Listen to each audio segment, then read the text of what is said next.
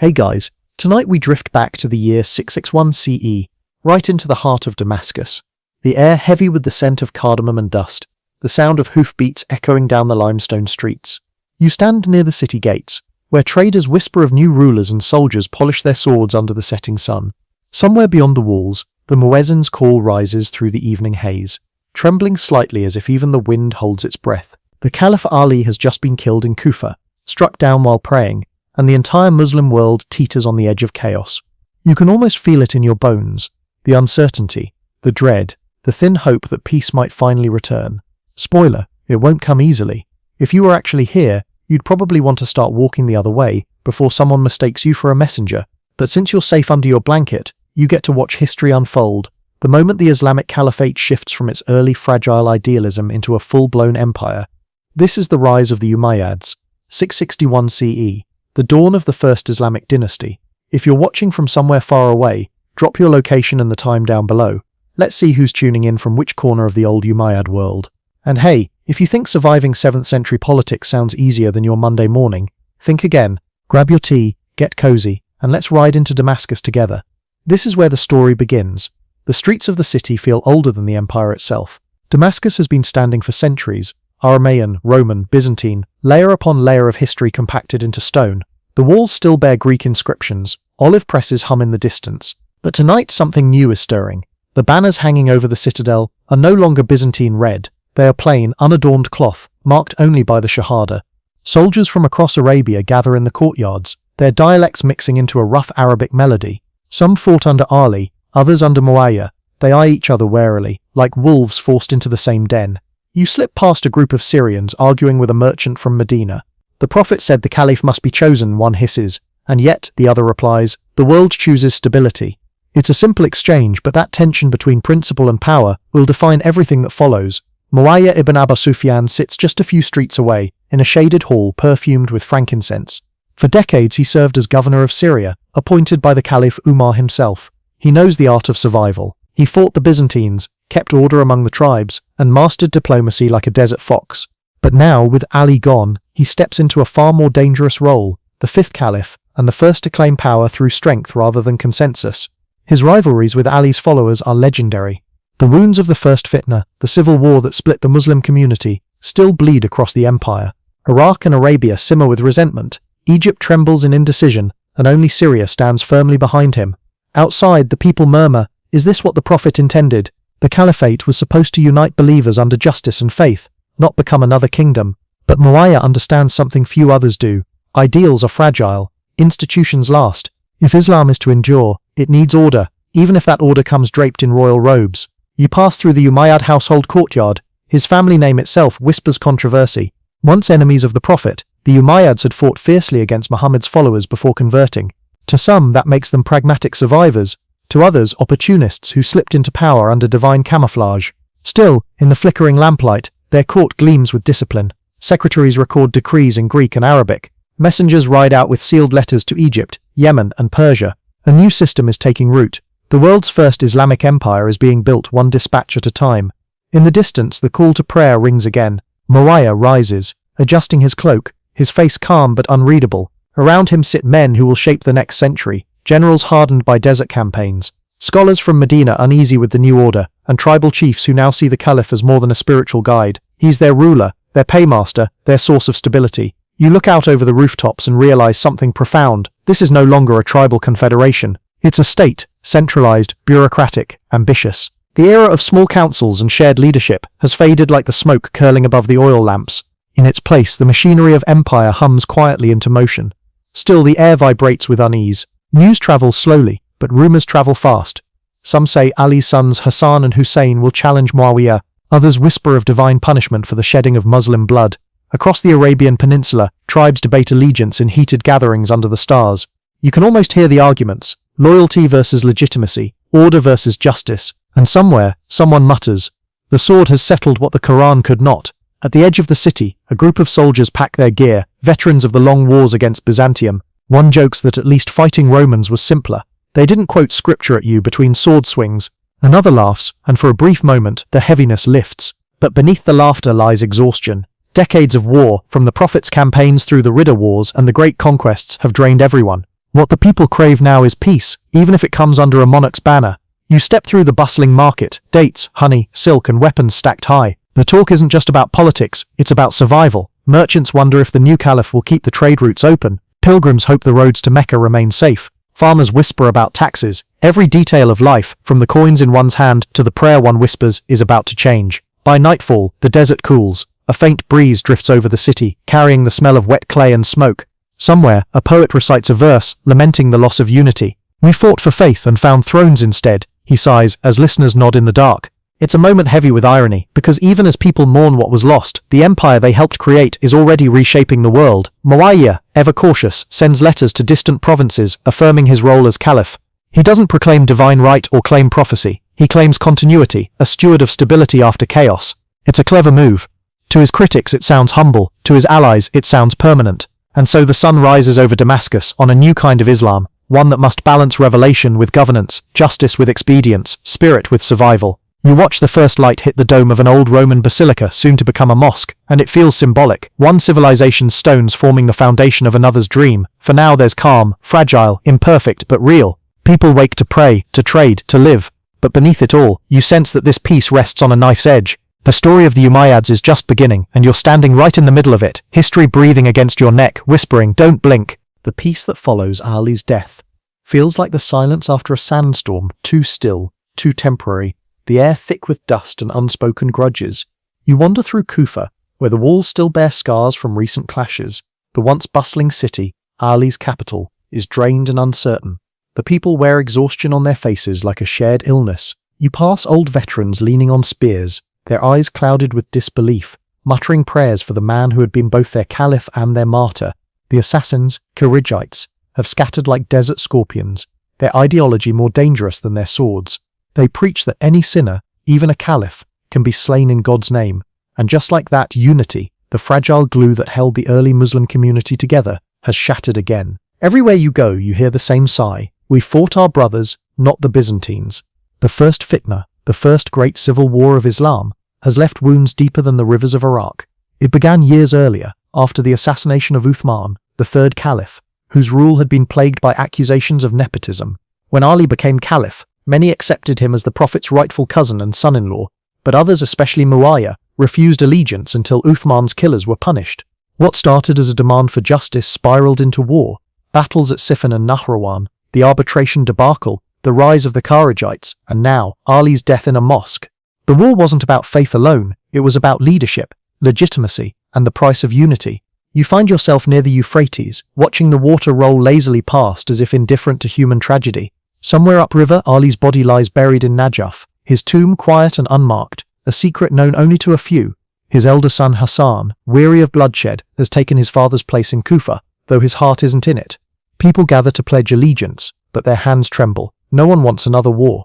Hassan himself seems more inclined to step back than to rule, a scholar's soul caught in a warrior's world. Meanwhile, Muawiya waits. He's patient, calculating. From Damascus, he sends envoys with soft words and heavy purses. He offers peace, but on his terms. He knows that fatigue can accomplish what swords cannot. You overhear an old man say, "We fought for principle." Muawiya fights for time. It's true, time is his greatest weapon. The negotiations between Hassan and Muawiya unfold like a slow chess match across the desert. Messengers ride back and forth with parchment sealed in wax, and every promise carries a hidden condition. Hassan's followers want justice for his father. Muawiyah's men demand stability under one ruler. In the end, after weeks of back-channel talks and whispered counsel, Hassan agrees to abdicate, not out of defeat, but out of mercy. The year is 66-1. The Muslims finally have one caliph again. The deal is simple. Muawiya rules but promises no dynastic succession and a return to unity under Islam. You'd think this peace would bring relief, but the reaction is complicated.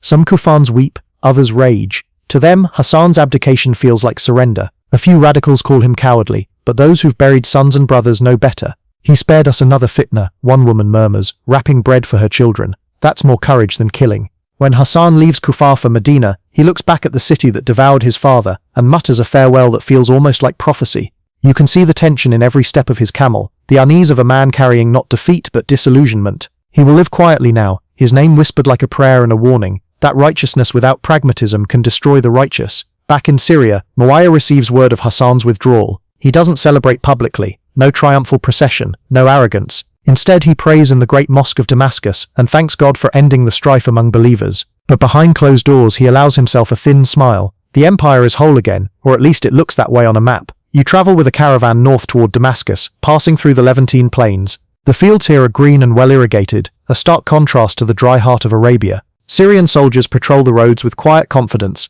This land has known order since Roman times, and Muawiya intends to keep it that way. His capital is alive with energy, scribes at their desks, tax collectors counting dinars, and envoys from Egypt and Yemen waiting for audience. It feels less like a caliphate, and more like a kingdom wearing a thin Islamic robe. Yet Muawiya is careful with appearances. He prays in public, speaks humbly, and never claims divine right. His authority rests on three pillars: legitimacy through peace, loyalty from Syria, and control of the army. Every Friday sermon begins with his name. Every governor owes him allegiance. Still, beneath the surface, resentment simmers, especially in Iraq, where memories of Ali remain sacred. One night, you overhear a Syrian officer muttering in a tavern. They fought each other to see who was more pious. Muawiya just wants to live long enough to build something that lasts. That's the essence of his genius. He knows that the First Empire needs engineers, not saints. The Umayyad administration begins to take shape. Governors are appointed across the provinces: Amr ibn al-As in Egypt, Marwan ibn al-Hakam in Medina, Ziyad ibn Abi Sufyan in Basra. Each man rules with autonomy, yet all answer to Damascus. The old Arab system of informal leadership gives way to hierarchy and bureaucracy. Letters are sealed, taxes standardized, coins minted in the caliph's name. Arabic, once the tongue of tribes, begins its journey toward becoming the language of empire.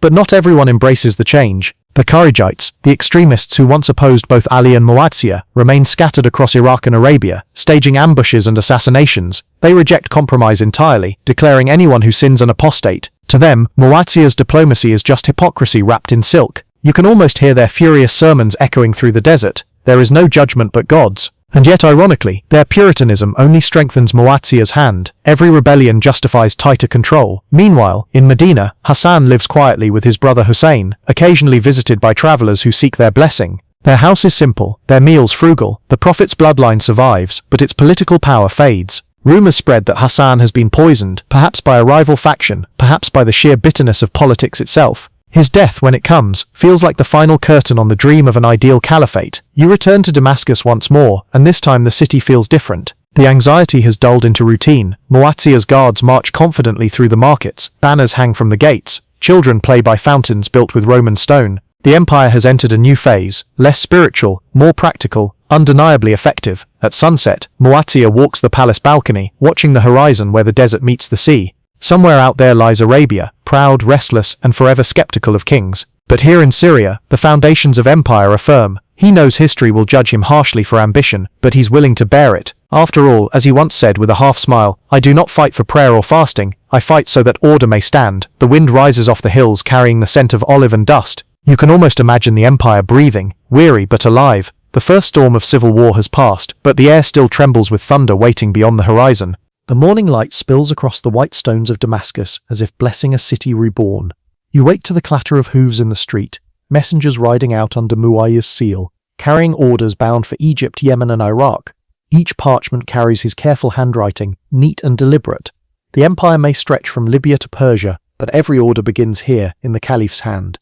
You can almost hear him dictating, firm, patient, never hurried. This is how he consolidates power, not with fire and fury, but with ink and patience. In his palace, Muawiya begins the day with deliberation, listening to reports from his governors. He rules like a general and negotiates like a merchant. The sword wins battles, he tells his advisors, but the pen holds them.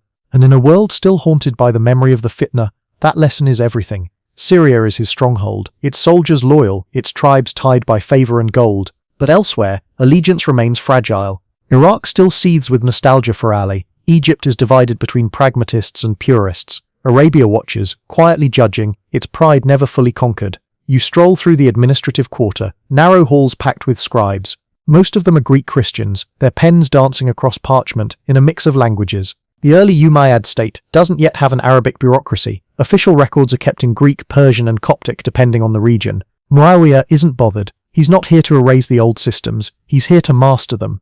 Let the people work in the tongue they know, he says. What matters to him is loyalty, not linguistic purity. The clerks nod, ink-stained and quietly amused. It's a rare ruler who values their skill over their creed. Down the hall, soldiers wait for their pay. Muawiya knows the army is his spine, so he keeps it well-fed and well-paid. Syrian troops form his elite corps, disciplined, professional, utterly devoted. It's a clever move. By relying on Syria rather than the fractious tribes of Arabia or Iraq, he ensures that his power rests on regional loyalty rather than religious rhetoric. The Caliphate's center of gravity shifts northward, away from Medina's pious debates to Damascus's marble corridors. You overhear an old tribal leader grumbling in the courtyard, "He rules like a Byzantine." Another replies, "Better a Byzantine than a butcher." It's a bitter truth. Stability often feels foreign, even unwelcome when born from chaos. Meanwhile, Muawiya moves quietly to eliminate potential rivals. Some of Ali's loyalists disappear into obscurity. Others are given governorships, wealth, or just enough comfort to forget ambition. His methods aren't cruel, they're calculated. If someone can be bought, he buys them. If not, he isolates them. When a few hardline opponents in Iraq begin stirring trouble, he sends Ziyad ibn Abi Sufyan to handle it. A man known for discipline so strict it borders on tyranny, Ziyad arrives in Basra like a storm wrapped in silk. His first act, to declare that rebellion equals war against God and his caliph. The message lands hard. Crime drops, taxes rise, order returns. People may hate him, but they obey. Under Muawiyah's direction, the empire's governors rule as miniature caliphs, each reflecting his pragmatism in their own ruthless way. You travel with a caravan along the coast, merchants hauling glass from Sidon, olive oil from Palestine, spices from Yemen. Everywhere you go, people talk about Muawiyah's roads. He's repairing old Roman routes, paving new ones, establishing postal relays where horses are swapped at lightning speed. Communication, that invisible thread, begins to bind the empire together. What took weeks now takes days. At one station, a rider boasts, "A message leaves Damascus at sunrise and reaches Egypt before the next moon." You suspect he's exaggerating, but only slightly. The efficiency is stunning for its time. The new caliph may not be a conqueror like Khalid or Umar, but he's a master organizer, an empire builder in an age of warriors. Back in Damascus, his court hums with a strange blend of austerity and elegance. He still wears simple garments, eats frugally, and lives without ostentation, though admittedly, his palace now glitters with mosaic lamps and marble columns left behind by Byzantine craftsmen. The irony doesn't escape anyone. Islam's first empire now governs from the former heart of Rome's eastern dominion. The prophet's simple dream of a community of believers has evolved into a world power sitting on Caesar's throne. One evening, you find yourself near the mosque courtyard as Muawiya addresses the people. His voice carries easily, calm and deliberate. "O people," he says, "we do not rule you to oppress you, but to guard your faith and your peace. Pray for me, not because I am righteous, but because I am responsible." It's the sort of honesty that disarms cynics. He doesn't pretend to be a saint, he presents himself as a servant of order, and somehow, that humility makes him untouchable. Still, the cracks are visible. In Kufa, the Shia, those who still hold Ali's bloodline as sacred, whisper in alleys and houses. They gather around Hussein, Ali's surviving son, treating him like a living relic of the Prophet. Hussein doesn't rebel, but his silence speaks volumes. He refuses to flatter Muawiya, refuses the gold and favors offered. In him, the people see what they've lost, a moral compass. In Muawiya, they see what they've gained, a working empire. Between the two stands the eternal tension of politics and piety. You visit the Friday market, where storytellers recount the days of the early caliphs. One man chants verses about Abu Bakr's justice, Umar's strength, Uthman's generosity, Ali's wisdom, and then pauses awkwardly before reaching Muawiyah's name. "He brought peace," the man finally says, after everyone else brought graves. The crowd nods, half grateful, half guilty. Peace, after all, always comes at someone's expense. Over the next few years the empire stabilizes. Egypt becomes a breadbasket, Iraq, a recruitment ground, Syria, the administrative brain. Tax revenues flow steadily, filling Damascus's treasuries. The Byzantines, long the Muslim Empire's fiercest enemy, now send ambassadors seeking truces. Muawiya even marries into Byzantine aristocracy to secure peace, a move that shocks the devout but delights the strategists. One night, at a banquet for visiting envoys, a Greek diplomat toasts him, saying, "You rule like Augustus, firm yet merciful." Muawiya chuckles. "Augustus ruled an empire of marble," he replies. "I rule an empire of tents." The room laughs, but everyone knows he's underselling himself. Those tents are becoming cities, and those cities are becoming civilization, and yet, as his grip tightens, so too does the unease among purists. The caliphate, once chosen by community consensus, now functions like a monarchy. Muawiya is already grooming his son Yazid as successor, a move that breaks with the old principle that the leader of the believers should be selected by merit, not blood. You overhear his advisor object. "The people will call it kingship." Then let them. They would rather a king who feeds them than a council that kills them. It's the beginning of a shift no one can reverse. The caliphate has become an empire. The faith that once united nomads and farmers under one creed must now hold merchants, Greeks, Persians, Arabs and Berbers under one flag. And like any empire, it needs structure, even if that means bureaucracy replacing brotherhood. As night falls, you walk along the walls of Damascus. The city glows with oil lamps, the hum of markets softening into song. Somewhere below, a poet recites, "We traded our freedom for order, our swords for pens, our voices for a single name." You feel the weight of that truth. For the first time since the Prophet's passing, the Muslim world isn't expanding through conquest, it's holding, organizing, breathing. The desert beyond still whispers rebellion, but for now, inside these walls, the empire feels invincible. The wind cools your face, carrying the scent of citrus and ink. Above you, the stars glimmer like coins in a treasury. The world has changed, and you, somehow, are still standing in the middle of it. The year slides towards 6-700, and the empire feels almost stable. Almost. You sit in the courtyard of the Umayyad palace, where officials shuffle through scrolls like anxious birds, whispering about succession. The ink hasn't yet dried on Muawiyah's legacy, and already the question hangs in the air like Damascus dust. What happens after him? He's ruled longer than any caliph before. Pragmatic, cunning, not especially loved but widely respected. The empire is thriving, the roads are safe, the treasury full, but the stability depends on one man, and everyone knows it. That's when he begins to shape his most controversial move, the birth of a dynasty. You can practically hear the collective gasp. For decades, Muslims believed that the caliphate was not a monarchy. Leaders were chosen by consultation, by consensus, by faith and virtue. It was the anti-empire empire, at least in theory. Muawiya, however, has seen too much chaos to care about theory. He's watched what consultation did to Uthman, to Ali, to the whole Ummah. He knows that when leadership is up for grabs, blood inevitably follows. So he reasons, why not pass power to someone who won't have to fight for it? That someone is his son, Yazid. Yazid is everything Muawiya is not. Young, impulsive, fond of wine, poetry and falconry. He's brave, to be fair, a capable soldier, but he doesn't exactly radiate piety. When his father suggests his name for succession, the empire collectively raises an eyebrow. You overhear a scholar mutter, the son of Abu Sufyan wishes to make kings of caliphs, and that's exactly what's happening. Muawiya, though, plays it like a chess master. He doesn't declare Yazid his heir outright. He begins slowly, planting the idea like a seed.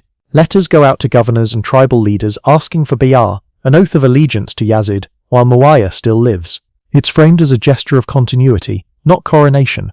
Some agree, grateful for stability. Others hesitate, torn between obedience and outrage. In Medina, the heart of religious scholarship, the resistance is immediate. You stand near the Prophet's mosque as a group of respected companions. Abdullah ibn Umar, Abdullah ibn Zubayr, and Hussein ibn Ali refuse to swear allegiance.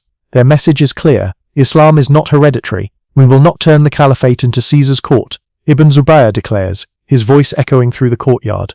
The crowd murmurs in approval. Hussein, calm and resolute, adds softly, leadership belongs to those who are righteous, not related. Muawiya hears their defiance from Damascus and sighs. He's too old to chase idealists, but not old enough to ignore them. He sends emissaries bearing polite words and heavy purses, but his tone carries steel beneath the silk. You've seen what division does, he reminds them. Do you wish another fitna? It's a moral trap, and he knows it. Oppose him and you're accused of sowing discord. Obey him, and you legitimize monarchy. For now most choose silence, uneasy, resentful silence. Yazid, meanwhile, enjoys the privileges of heirship. You spot him one afternoon hunting in the Ghouta Valley, hawk perched on his wrist, laughing with his companions. The world is large, he says, but Damascus feels small when you're born to rule it. His charm wins over courtiers, but the scholars frown.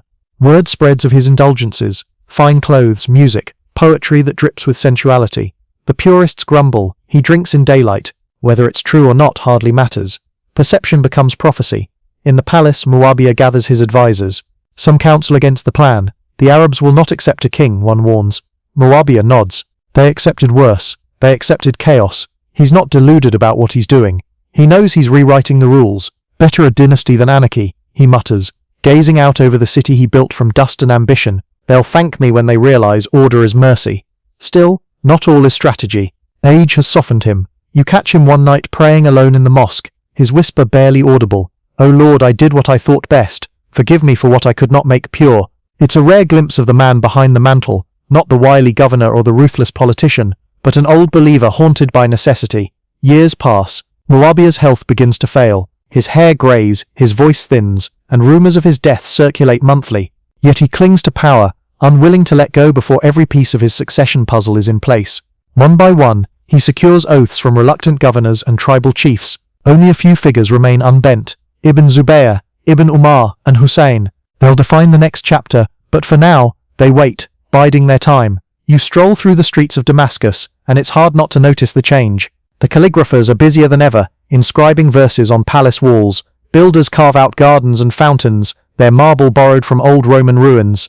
The people whisper, "We used to fight for God, now we fight for princes." Yet the markets thrive, trade hums, and the roads are safe, the contradictions of empire on full display. In the spring of 679, Muawiya summons the governors one last time. He sits upon a simple chair, not a throne, he insists, and addresses them with that blend of wisdom and sarcasm that's become his trademark.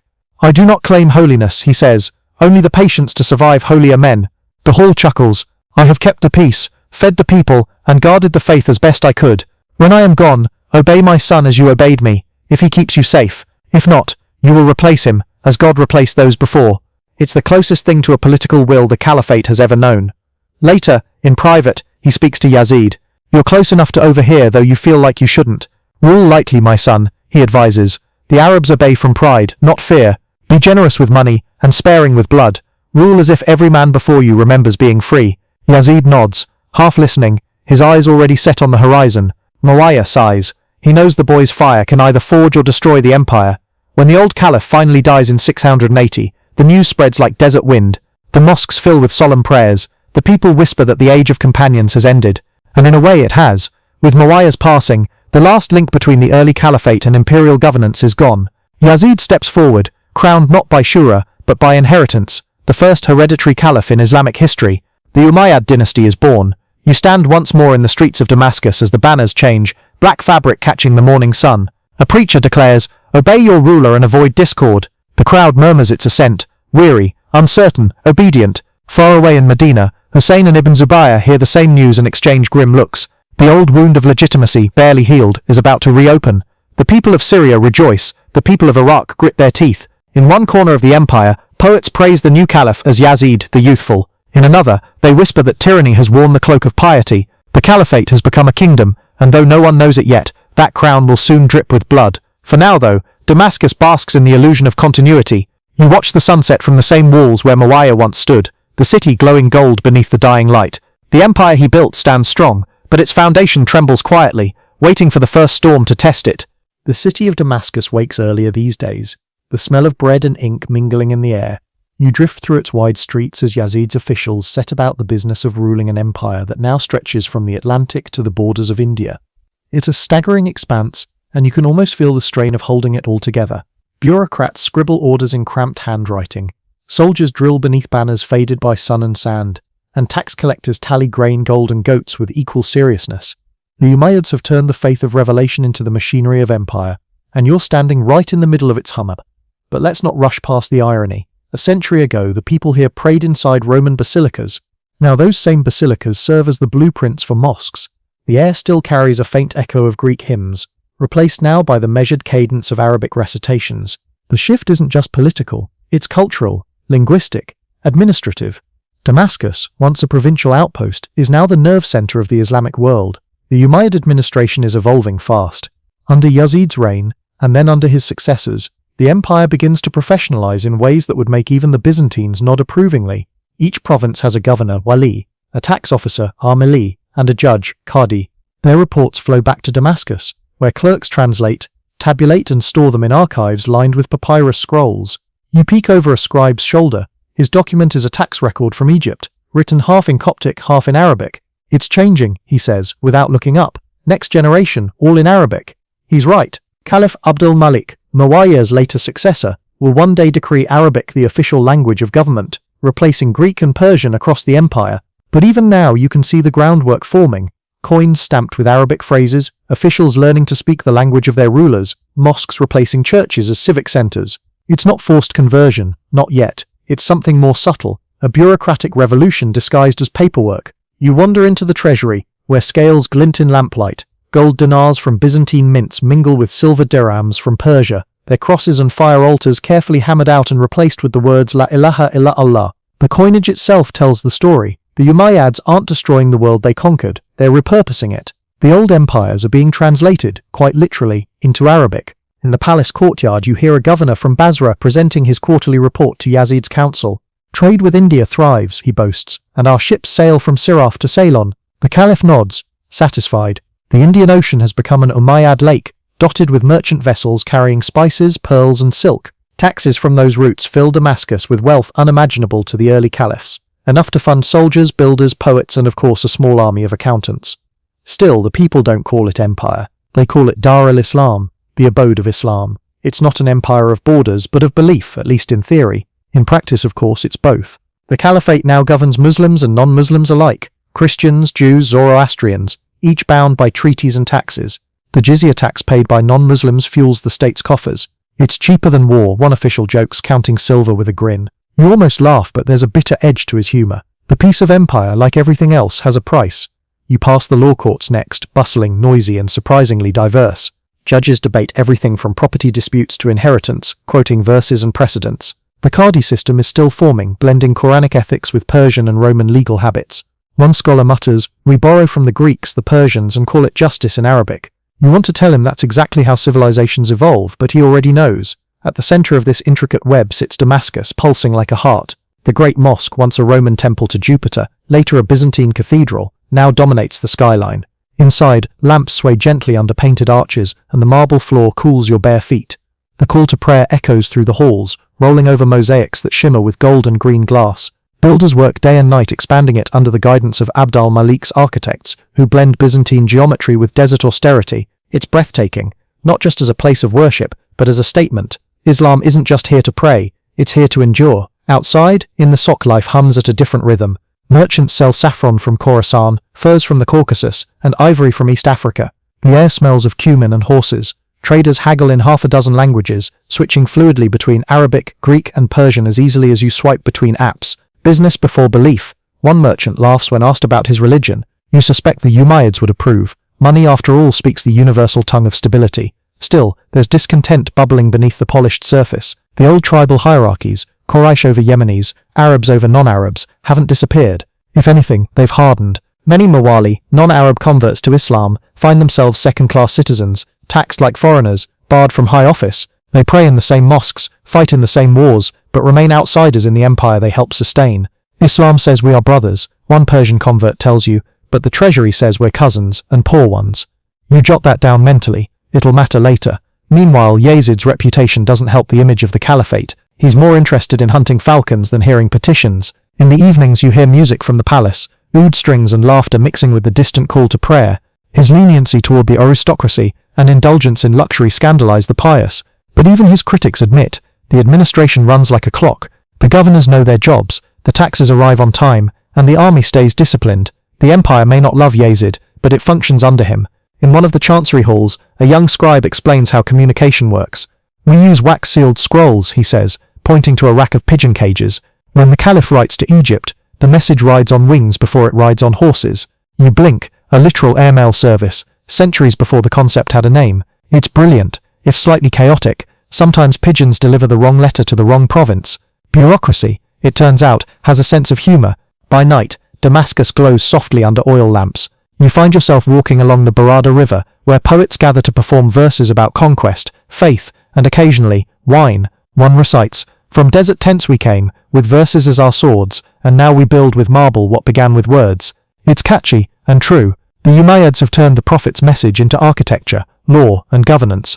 They may not embody the same purity as Medina's early community, but they've built something lasting. Empire, for better or worse, has given Islam a capital, an administration, a language of power, and yet, as you look toward the horizon, you can't shake a quiet thought. The higher a structure rises, the longer its shadow grows. Beneath the arches of the Great Mosque, whispers already circulate, of inequality, of disillusionment, of the sons of Ali watching from Medina, waiting for their moment.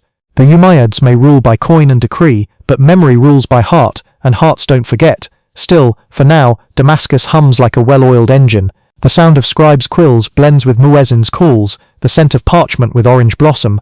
Bureaucracy may not stir the soul, but it keeps the lights on. And tonight, in the flickering lamplight of the caliphal palace, the Umayyads' grand experiment, the first Islamic empire, feels unstoppable. The morning heat settles early over Egypt, and you feel it like a weight pressing against your skin. The Nile glitters faintly in the distance, a slow blue ribbon winding through gold. You're standing on the frontier of empire now, where the Umayyad reach stretches westward beyond the known horizon. This is where the caliph's word must travel not by rumour but by sword, and the soldiers of Islam push further than ever before. The expansion west is in full swing, and it's not for the faint of heart. You ride with a column of troops under Uqba ibn Nafi, the Umayyad commander who dreams of taking Islam to the edge of the Atlantic. He's tall, stern and sunburned, his armour dusted in sand, his voice carrying that quiet confidence of a man who's survived too many deserts. "We ride," he tells his men, "not for gold, but for God and order." A few soldiers chuckle under their breath. They've seen enough governors to know those two motives often travel together. The year is around 670 CEE, and Egypt is already firmly under Muslim control. Alexandria hums with traders again, its harbours filled with ships bound for Syria and Spain. But the empire's western frontier across the barren lands of Libya and the Berber highlands remains unstable. The Byzantines still hold coastal strongholds. Berber tribes guard the mountain passes, and beyond them lies the mysterious Maghreb, the land of the setting sun. Uqba establishes a base in the desert heart of what is now Tunisia, founding a new city called Kairouan. You watch as tents rise, stones are laid, and wells are dug deep into the sand. The city isn't near water, which seems absurd at first, until you realize it's a deliberate choice. Kairouan will be safe from coastal raids, an inland fortress for faith and administration. From here, Uqba declares, the call to prayer will reach the sea. The soldiers cheer, pounding their spears into the ground. You can tell they believe him. Within weeks, Kairouan begins to look less like a camp and more like a capital. A simple mosque is built, palm trunks for columns, mud brick for walls, and the first muezzin's voice echoes into the endless desert. The sound seems to hang there, strange and beautiful, the beginning of something new. The campaign westward is grueling. You ride through lands where the wind cuts like glass, where the sun never forgives. The Berbers resist fiercely, their horsemen darting from the hills like shadows, striking and vanishing before you can even draw breath. They fight not for empire, not for ideology, but for their freedom, their mountains, their gods, their pride. Uqba, to his credit, offers terms of faith and autonomy. Embrace Islam, he tells them, and we will be brothers. Some agree, others spit at his feet. The conquest of North Africa will take decades and cost countless lives. Yet, amid the struggle, something remarkable happens. The Berbers who accept Islam don't become passive subjects. They become allies. You see it in their eyes. Fierce, independent, unbowed, and yet drawn to the idea of a faith that speaks of equality before God. No man is greater than another except by piety, a Quranic verse goes, and for tribes long treated as barbarians by Byzantines, that message hits home. Slowly, alliances form. The empire grows not just through war but through belief. You spend a night around a desert fire, listening to a mix of Arabic and Berber songs. The stars feel impossibly close. A young soldier tells you that if Uqba's dream succeeds, one could ride from Medina to the ocean without leaving Muslim lands. He grins, teeth white in the firelight. Imagine that, he says, a world connected by one prayer.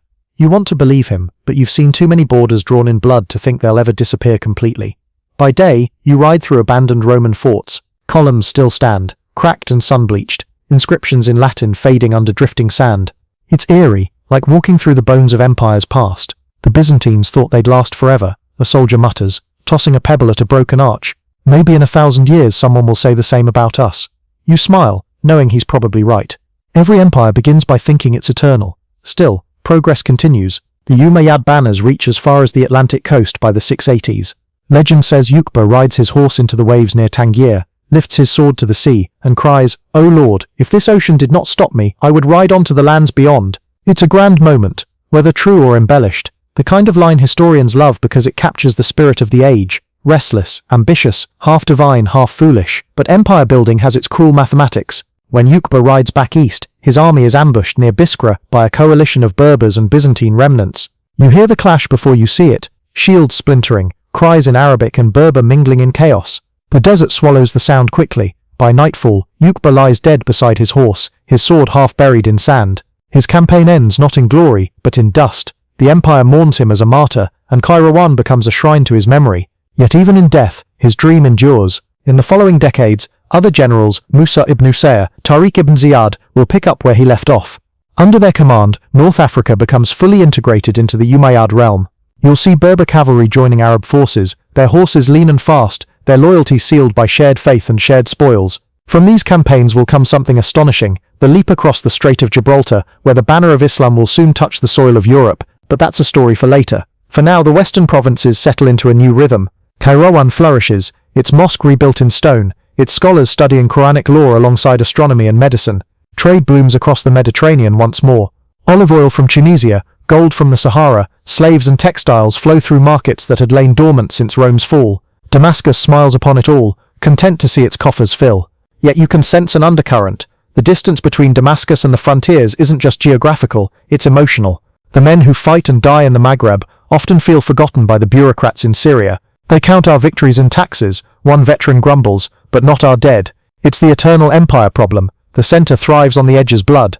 Back in Damascus, reports of conquest arrive wrapped in ceremony. Courtiers cheer, scribes ink new boundaries on maps, and the caliph's poets compose verses celebrating the taming of the western wind.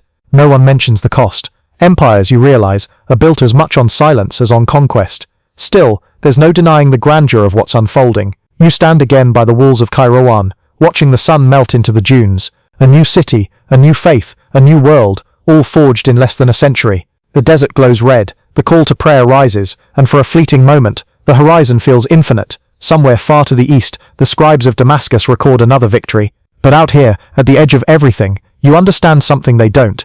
Empire isn't measured in lines on a map, it's in the prayers whispered by men who once bowed to different gods and now share one sky. You turn your gaze east now, away from the red dust of North Africa, toward the lands where the sun first breaks, Persia, Khorasan, and the vast restless frontiers that touch the edges of Central Asia. If the western march of the Umayyads was about conquest over terrain, the eastern one is about endurance, sandstorms, rebellions, and rivers so wide they seem to divide worlds. You can almost feel the difference in the air. Here the empire isn't pushing against Romans or Berbers, it's meeting civilizations as old as Babylon and as complex as China's shadows. The roads from Iraq lead you across the Zagros Mountains, over valleys where the ruins of old Persian fire temples still glimmer with faded carvings. The locals call them houses of silence. You pass shepherds who bow politely but murmur Zoroastrian prayers under their breath. Islam has arrived here, but it hasn't yet taken root. This is a land where the Quran must compete with 1,000 years of poetry, empire and pride. Your journey takes you to Merv, the city historians will one day call the mother of Khorasan. The air smells of pomegranate and horse sweat. Market stalls spill with silk and turquoise. The soldiers of the Caliphate camp outside its walls, Arabs from Basra, Kufa and Syria, alongside Persians who've converted and joined their ranks. You can hear them bickering in half a dozen dialects as they share bowls of lentils around fires. We conquered their land, one Arab soldier jokes, but their food conquered us. The expansion east began under Muawiya's command, but it's under Abdul Malik and al-Walid that it takes full shape. From 670 to 710, armies push through Sistan, Balkh and Bukhara, the famous cities along the Silk Road. The names sound like spells when spoken aloud. Hereta, Samarkand, Tashkent, places where Persian scholars debate Indian philosophers while Chinese silk traders sip tea in Persian courtyards. You realize, watching this swirl of humanity, that conquest here is never simple. Take Khorasan, for example, a region of mountains, oases, and fierce tribal pride. Every tribe here has its own loyalties, its own version of Islam. The Umayyads need not just soldiers but diplomats and governors, clever enough to navigate its chaos. One of them, Qutayba ibn Muslim, becomes a legend in these parts. You meet him, or rather, glimpse him, in Merv, surrounded by lieutenants and translators. He's young, sharp-eyed, ambitious, the kind of man who believes borders exist only to be crossed. His orders from Damascus are clear: secure the frontier, bring the trade routes under control, and if possible, carry the banner of Islam beyond the Oxus River. You follow his march north through the blazing plains of Transoxiana. The heat turns the air into shimmering glass. At night, the sky glows with more stars than you thought existed. Every oasis feels like salvation, every well a miracle. Qutayba moves with ruthless precision, negotiating when possible, attacking when necessary. He prefers to win hearts before battles. If you break a people, he tells his men, you inherit ruins. If you win them, you inherit their world. The city of Bukhara resists him fiercely at first. Its rulers are rich, its walls thick, its people loyal to their gods. The city changes hands several times, conquered, rebelled, reconquered, until Qutayba, frustrated, adopts a new tactic. He installs a local princess, known in Arab sources as the Lady of Bukhara, as a mediator, and grants the city privileges in exchange for allegiance.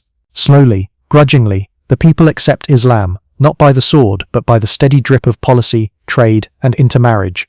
By the time you reach Samarkand, even the landscape feels different. Rivers cut through green valleys, mountains shimmer on the horizon like blue ghosts. The city is magnificent, gardens, tiled walls, and scholars quoting the Avesta and Aristotle in the same breath. You cannot conquer Samarkand, one local elder tells Qutayba. You can only join it. Qutayba smiles and does both.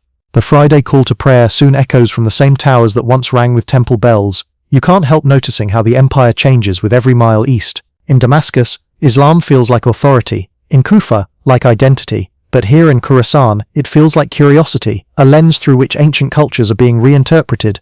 Arabic mixes with Persian, old Sasanian administrative models blend with Islamic law. The tax collectors still wear Persian robes, the teachers still quote their poets, but their ledgers now begin with, "In the name of God, the most merciful, the most compassionate." Empire, you realize, is as much about translation as domination. Trade flourishes along the Silk Road. You pass caravans loaded with Chinese silk, Indian spices and Roman glass, all taxed carefully by the Umayyad officials. The revenue keeps Damascus gleaming, its palaces tiled, and its soldiers paid. But not everyone benefits equally. The Arab settlers in garrison towns like Merv and Nishapur enjoy privileges that the Mawali, non-Arab Muslims, do not. These Persian converts pray beside their Arab brethren, but are taxed differently, paid less, and often treated as second class. One night, you share a meal with a Mawali from Raya. He's educated, devout, fluent in Arabic, but bitter. "We are Muslims," he says, "but they still call us foreigners." He gestures toward the soldiers laughing nearby. "We built their mosques, translated their books, guarded their borders. What more must we do?"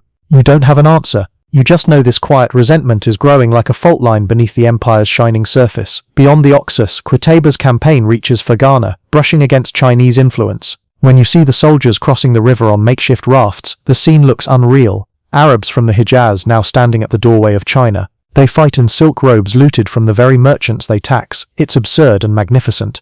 Qutaybah writes to Damascus, "The banners of Islam have reached the end of the world." It's not far from the truth, but conquest once achieved is hard to hold. The people of Khorasan are proud and rebellious. Uprisings flare every few years, some tribal, some religious. The Umayyads rely heavily on local governors, often turning a blind eye to corruption as long as the taxes keep flowing. In Damascus, the bureaucrats record victories. Out here, the soldiers count funerals. You hear whispers among the troops that the caliphates rule with ink, not blood. It's meant as an insult, but also an acknowledgement that the empire now depends more on paper than steel. By the early 700s, Qutaybah's campaigns have stretched the caliphate to its natural limit. The mountains beyond Fergana are inhospitable, the people unconquerable. When he's finally recalled to Damascus, it's not for failure but because success itself has become too expensive.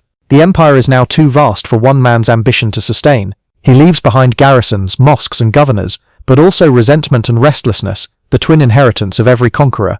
As you ride back west through Merv and then Basra, you can feel the empire's pulse beating faster. The eastern provinces, rich and culturally vibrant, begin to see themselves as the true heirs of the caliphate.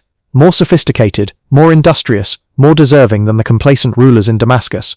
In coffee houses and bazaars, Persian converts whisper of justice, equality, and a new order, ideas that sound suspiciously revolutionary. But that's still far in the future. Tonight, in the fading light of Khorasan, you sit beside a caravan fire, the mountains glowing violet in the distance. The call to prayer mingles with the laughter of merchants, the jingling of camel bells, and the faint rustle of silk. The empire has reached its eastern edge, its banners planted where the world once ended.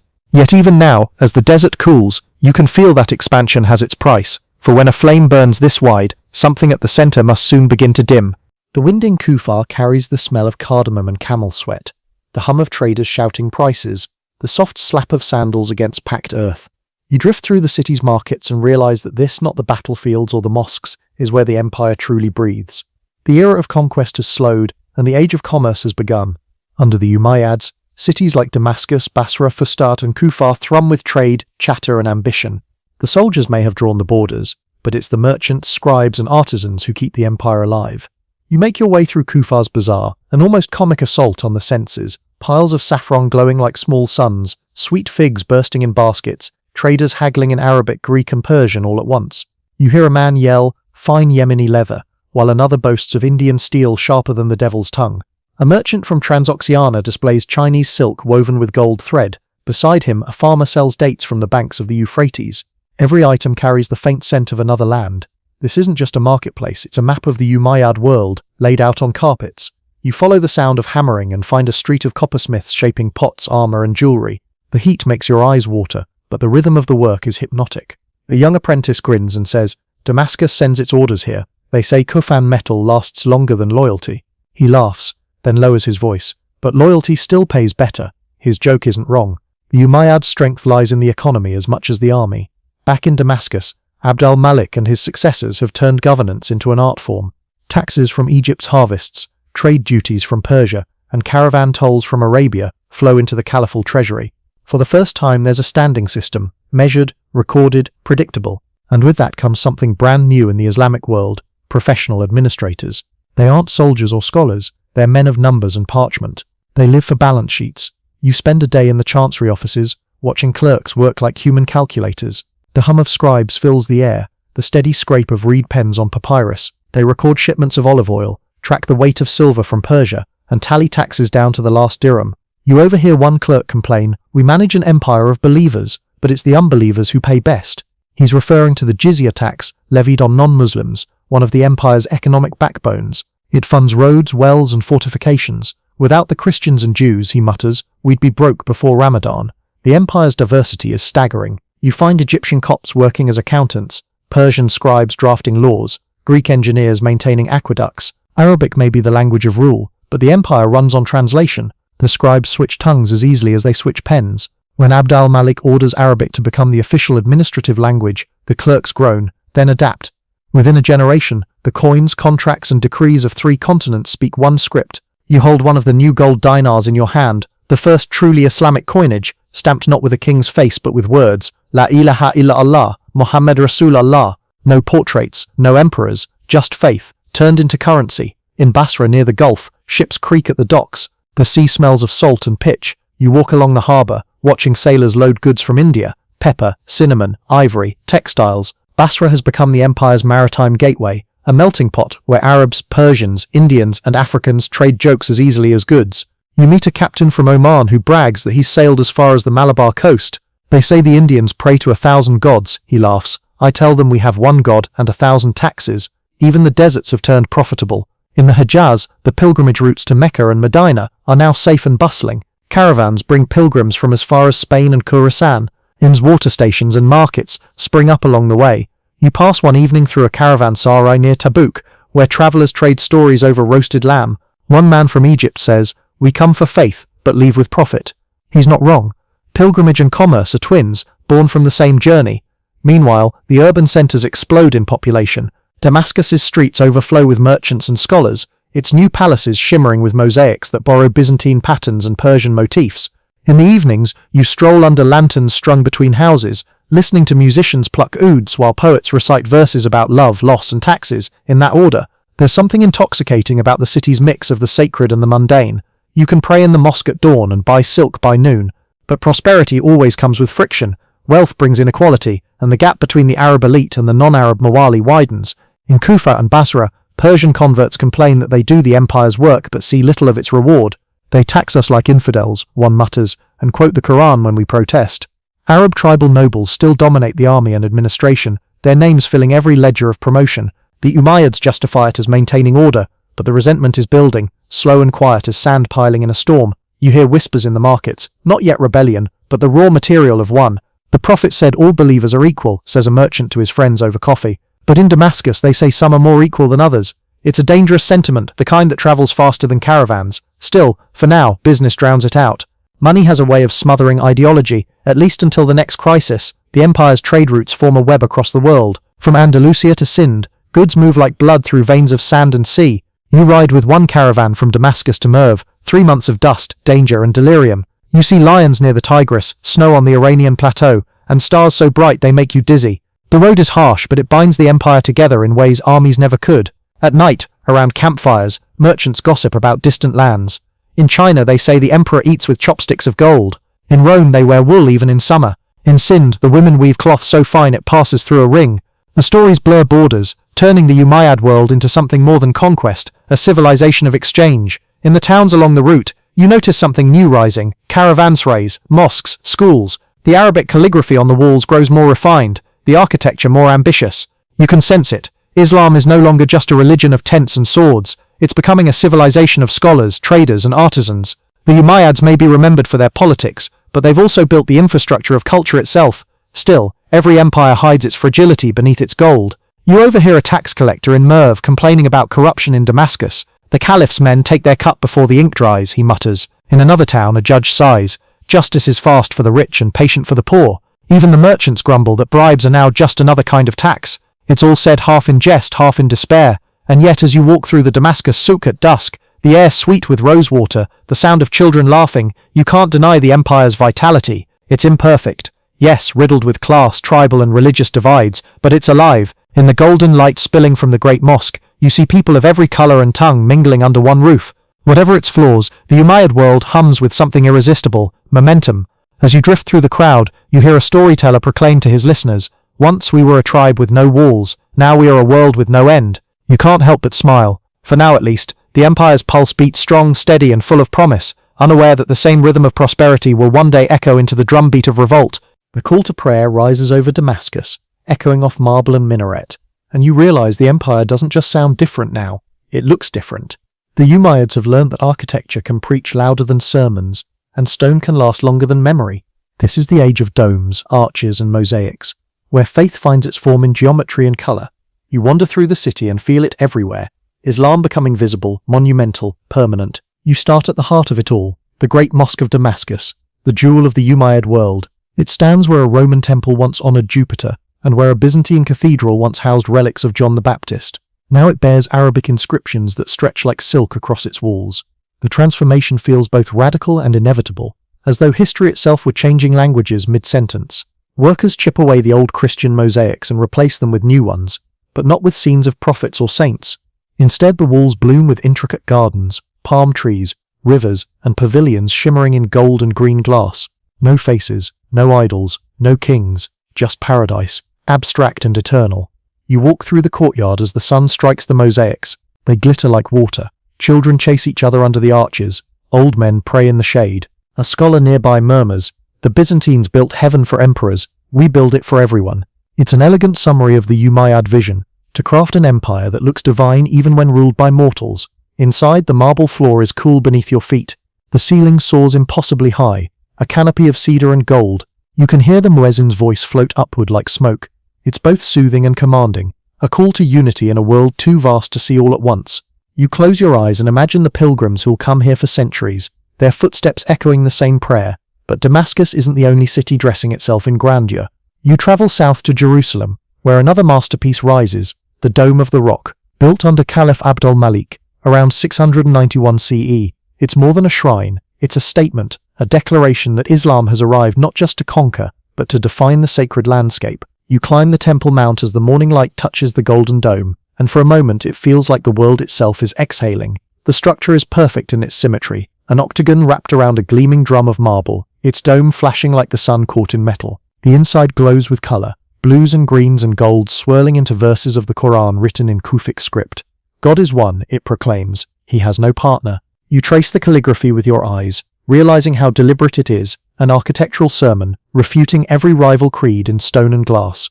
Pilgrims from across the empire visit this site. Christians recognize the hill, Jews whisper their own prayers at its base. Muslims marvel at the boldness of it, the first major Islamic monument, standing not in Mecca or Medina, but here in the heart of contested holiness. Abd al-Malik built it for reasons both spiritual and political. Some say he wanted to rival the Kaaba when Mecca was briefly under rival control. Others say he sought to unite believers with beauty. Whatever his motives, it works. The Dome of the Rock becomes a symbol of power so graceful it doesn't need to shout.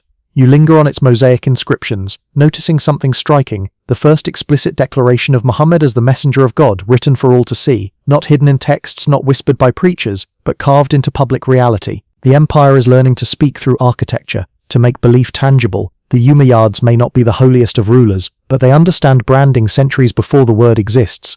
As you travel north again, you see the same style replicated across the provinces.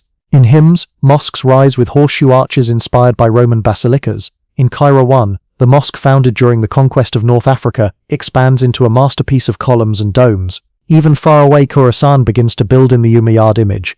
Simplicity mixed with splendor. Every city now has its own Friday mosque, its own symbol of belonging to the great order radiating from Damascus. You stop in Aleppo, where artisans work with dazzling precision. One craftsman shows you a panel of mother-of-pearl inlay. "We learnt this from the Greeks," he says, "and taught it to ourselves." He grins. "That's empire, we borrow, then we improve." His shop is a microcosm of the Umayyad aesthetic. Byzantine mosaics, Persian domes, Roman columns, all repurposed, remixed, Islamized. The empire's architects have discovered something profound, geometry as theology.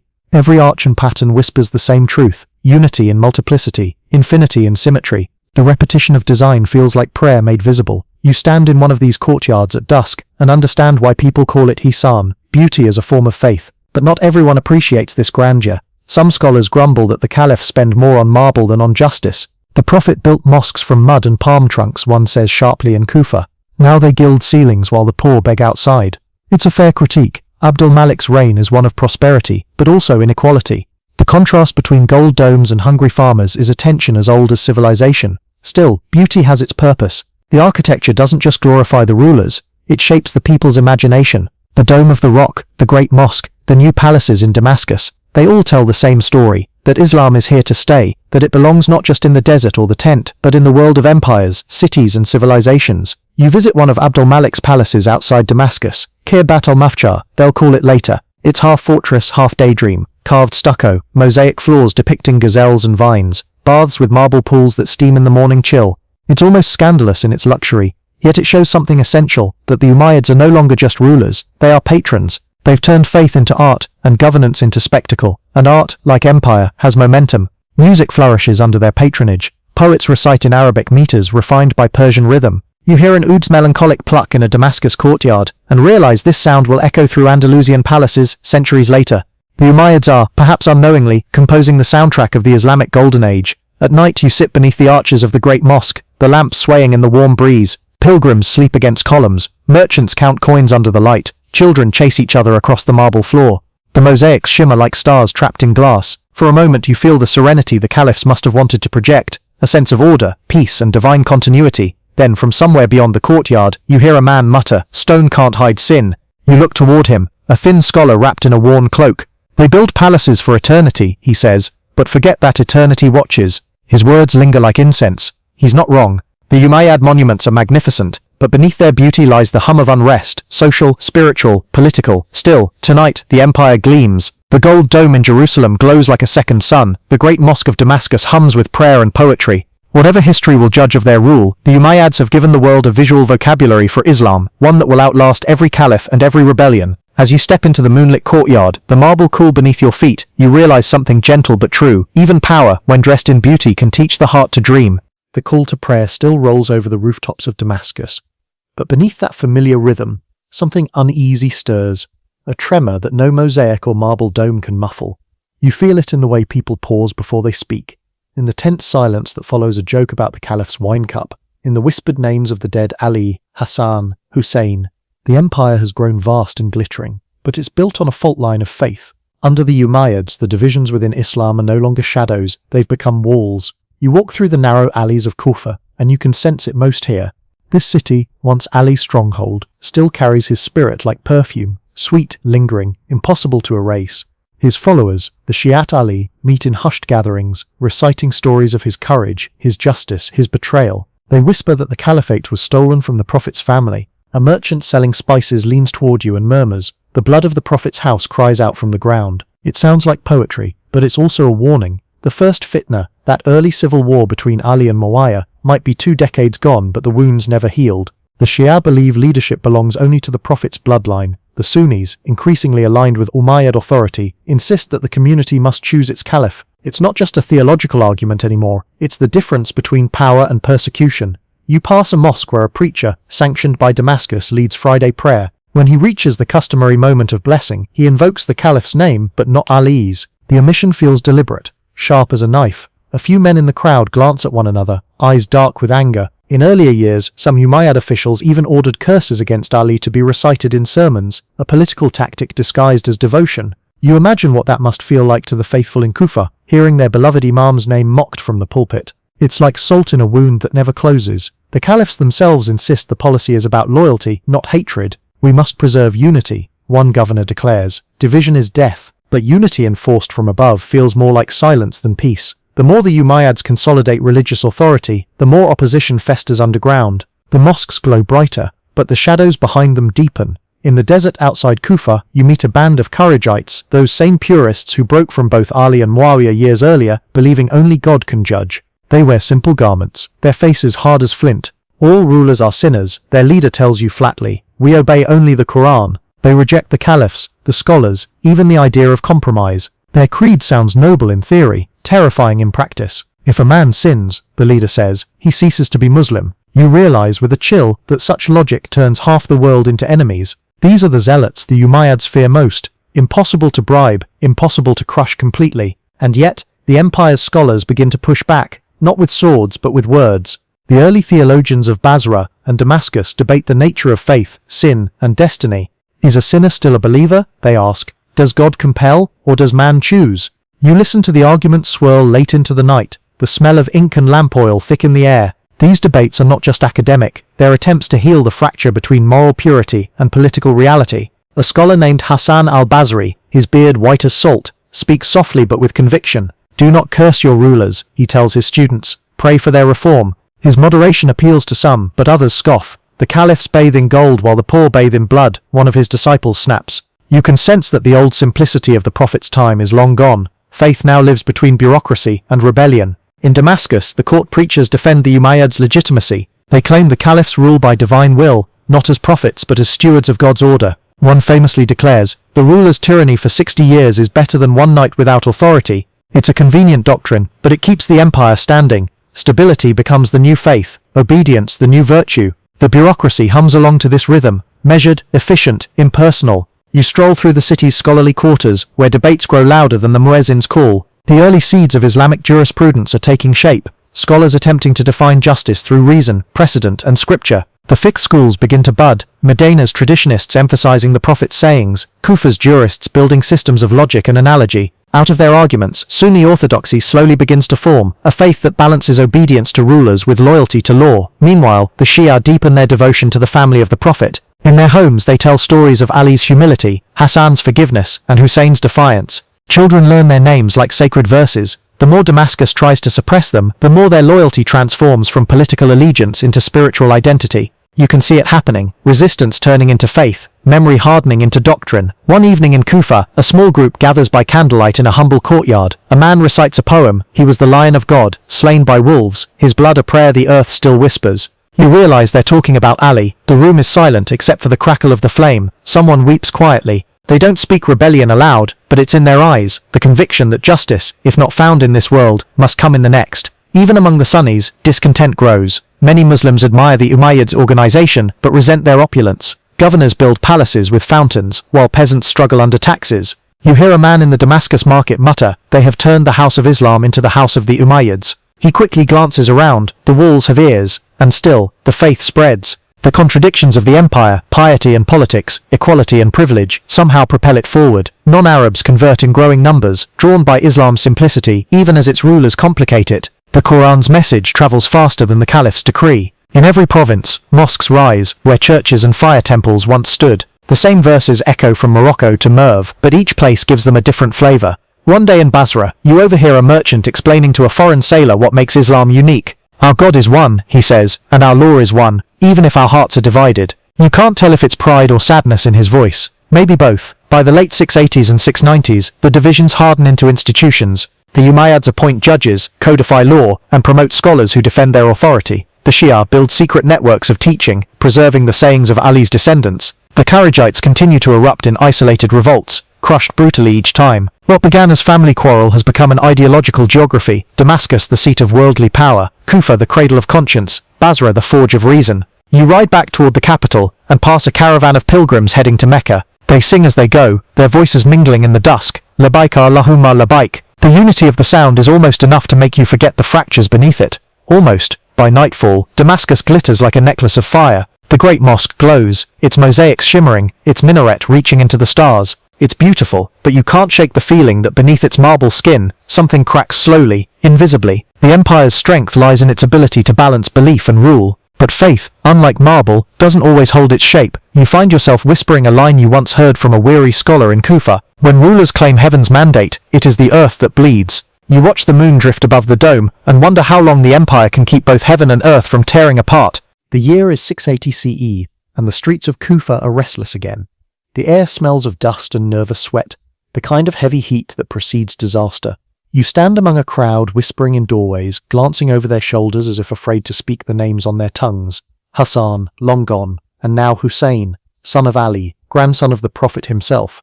The city has written to him hundreds of letters promising loyalty, swearing they will rise if he comes. And now, word spreads that he has set out from Mecca, his small caravan heading toward Iraq. You feel the crowd's pulse quicken, a mix of hope, guilt, and something close to fear.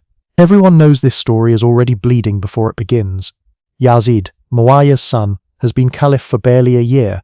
His rule began under a cloud of resentment. Unlike his father, he lacks subtlety, preferring pleasure to politics. The Medinans call him the Caliph of the Falcons. a jab at his hunting and indulgence. Yet he knows the weight of legitimacy matters, and he understands that Hussein, with his lineage, threatens it.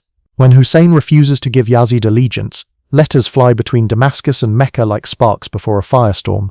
The Umayyad governor in Kufa, Ubaydullah ibn Ziyad, is ordered to keep the peace by any means necessary. You travel with a merchant caravan along the road from Hijaz to Kufa. At night, the travelers talk in low voices about what Hussein means. One says, "He's the son of the Prophet's daughter. If he rules, we'll have justice again." Another shakes his head. "If he rises, there will be war. We've had enough of that." The silence that follows is thick as sand. Hussein's caravan is small. Family, companions, women, children, perhaps 70 souls all told. They carry little wealth, only faith and resolve. You see them pass through the desert, their camels trudging through the endless dunes. The sun burns white, the wind sings its dry dirge. Hussein rides near the front, calm, dignified, eyes set not on victory, but on truth. "I do not rise as a tyrant," he says to his followers one night. "I rise to seek reform in my grandfather's community." The words are simple, almost gentle, but they feel heavier than armies. When the caravan reaches the plains of Karbala, the horizon is empty except for a few palms and the shimmer of heat. There they stop, surrounded by Yazid's troops, led by Ibn Ziyad's commander, Umar ibn Sa'd. You can almost hear the unease in the soldiers' voices. Many don't want to fight the Prophet's grandson, but orders are orders, and disobedience means death. It's a nightmare with no escape, righteousness trapped between politics and obedience. For 10 days, Hussein's camp waits under siege. The Euphrates lies nearby, but the water is cut off. The women and children grow weak from thirst. You can hear the children crying in the night, their whispers carried by the wind. Hussein steps out from his tent, his face pale but steady. He calls out to the opposing army, "Will you not let my children drink?" His voice trembles with compassion, not rage, and that only deepens the shame that spreads among the enemy ranks. A few men switch sides, unable to bear it. Most stay, bound by fear. The morning of Ashura dawns red. You wake to the clatter of swords, the neighing of horses, and the cries of Allahu Akbar echoing across the plain. The sun climbs high, indifferent. Hussein prays with his small band, then turns to his followers and says quietly, "Death is sweeter than disgrace." His companions kiss his hand and scatter to meet the enemy. The battle is brief and brutal. Dust clouds swallow the horizon, arrows fall like rain. One by one, Hussein's men fall, his brothers, his nephews, even his young son. When it's over, only Hussein remains, standing alone beside the tents. You watch as he charges forward, his sword flashing, his voice a calm defiance. Surrounded, exhausted, he falls at last beneath a hail of blows. The silence afterward is unbearable. A soldier, trembling, lifts his head from the sand. The desert wind rises, carrying the sound far and wide, the sound of something breaking that can never be repaired. The women and children are taken captive, led away to Kufa and then to Damascus. Among them is Zainab, Hussein's sister, veiled and unbowed. When brought before Yazid, she speaks with fire. "You think you have won, O Yazid, but by God you have only sown shame. You will never erase the memory of Hussein, nor his message." Her words cut deeper than swords. Even some in Yazid's court weep. You can see the discomfort in his eyes, victory turning sour in his hands. News of Karbala spreads like wildfire. In Kufa, people hide their faces in shame. In Medina, they mourn aloud. In Persia, poets recite verses that turn grief into rebellion. The shock travels faster than armies. You hear one preacher cry, "Hussein was slain, and with him justice." The Umayyads try to contain the narrative, insisting the rebellion had to be crushed to preserve order, but the story grows beyond their control. It becomes myth, memory, moral compass, the tragedy that will forever divide Islam's heart. In Damascus, Yazid struggles with the aftermath. His governors enforce silence, but in every mosque, people whisper the same name, Karbala. Mothers tell their children that righteousness does not always wear a crown. Poets write verses comparing Hussein to prophets of old. "He died thirsty," one writes, "but his name quenches the world." The Shia community, small but steadfast, begins to commemorate the tragedy annually. They call it Ashura, the 10th day of Muharram. You stand among them years later, in Kufa again, as mourners beat their chests rhythmically, chanting Hussein's name through tears. The sound is haunting, hypnotic, both grief and protest intertwined. Every day is Ashura, they cry, and every land is Karbala. You realize this is no longer just mourning, it's theology born of sorrow, a creed forged in loss. Meanwhile, in the broader empire, the Sunni scholars reinterpret the event in their own way, as a tragic but isolated episode. Hussein sought justice, one preacher says, but rebellion brings ruin. It's an attempt at closure, but closure never comes. The two narratives, martyrdom and order, will forever define the divide.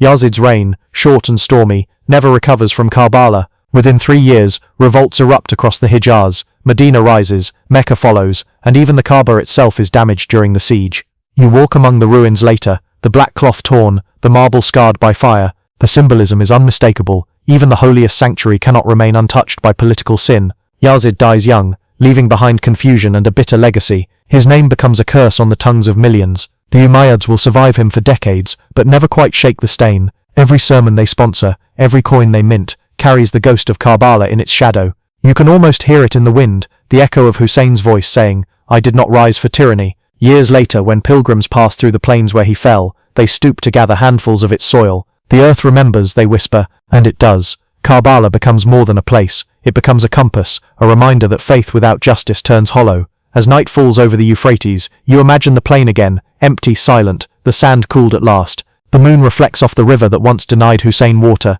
Somewhere far away, in Damascus, the caliph's palace glitters with lamps, but the light feels thin. You understand now. Power can conquer nations, but not memory. Section 12. The years after Karbala feel like an empire walking on thorns. The Umayyads still hold the throne, but the pulse of their world has changed. You can sense it in Damascus, in the wary eyes of guards at the palace gate, in the way sermons stumble when the imam mentions unity, in how poets lower their voices before reciting lines about justice. Hussein's death has not broken the empire, it has hollowed it. The caliphs still rule, but the moral centre has shifted away from them. You drift through Medina, sometime around 683 CE, the city of the Prophet now trembling with unrest. The people have not forgotten Yazid's indulgence or the humiliation of Hussein's family. Their anger boils over when Yazid demands allegiance again. The city's leaders refuse. The old companions of the Prophet, grey-haired, weary but proud, gather in the Prophet's mosque and declare their defiance. It feels almost sacred, this act of rebellion in the very heart of Islam.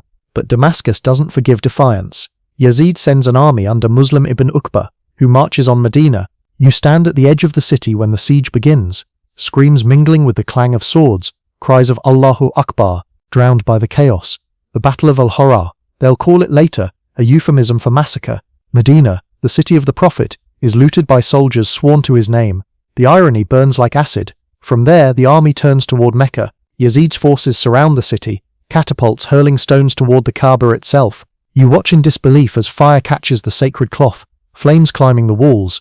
The house of God burns beneath the desert sky, sparks rising like broken prayers. No one will ever know if Yazid ordered it or lost control, but the damage is done. Within months, he's dead. Suddenly, unexpectedly, at just 38, the empire reels. For the first time in 2 decades, there is no clear caliph. Syria and Iraq descend into confusion, each governor grasping for authority. In the chaos, old names resurface. Abdullah ibn al-Zubayr, son of the Prophet's companion, seizes control of the Hijaz. From Mecca, he declares himself caliph, appealing to piety, not lineage or blood. You hear his proclamation echo through the streets. "O people, your ruler should be the most righteous among you."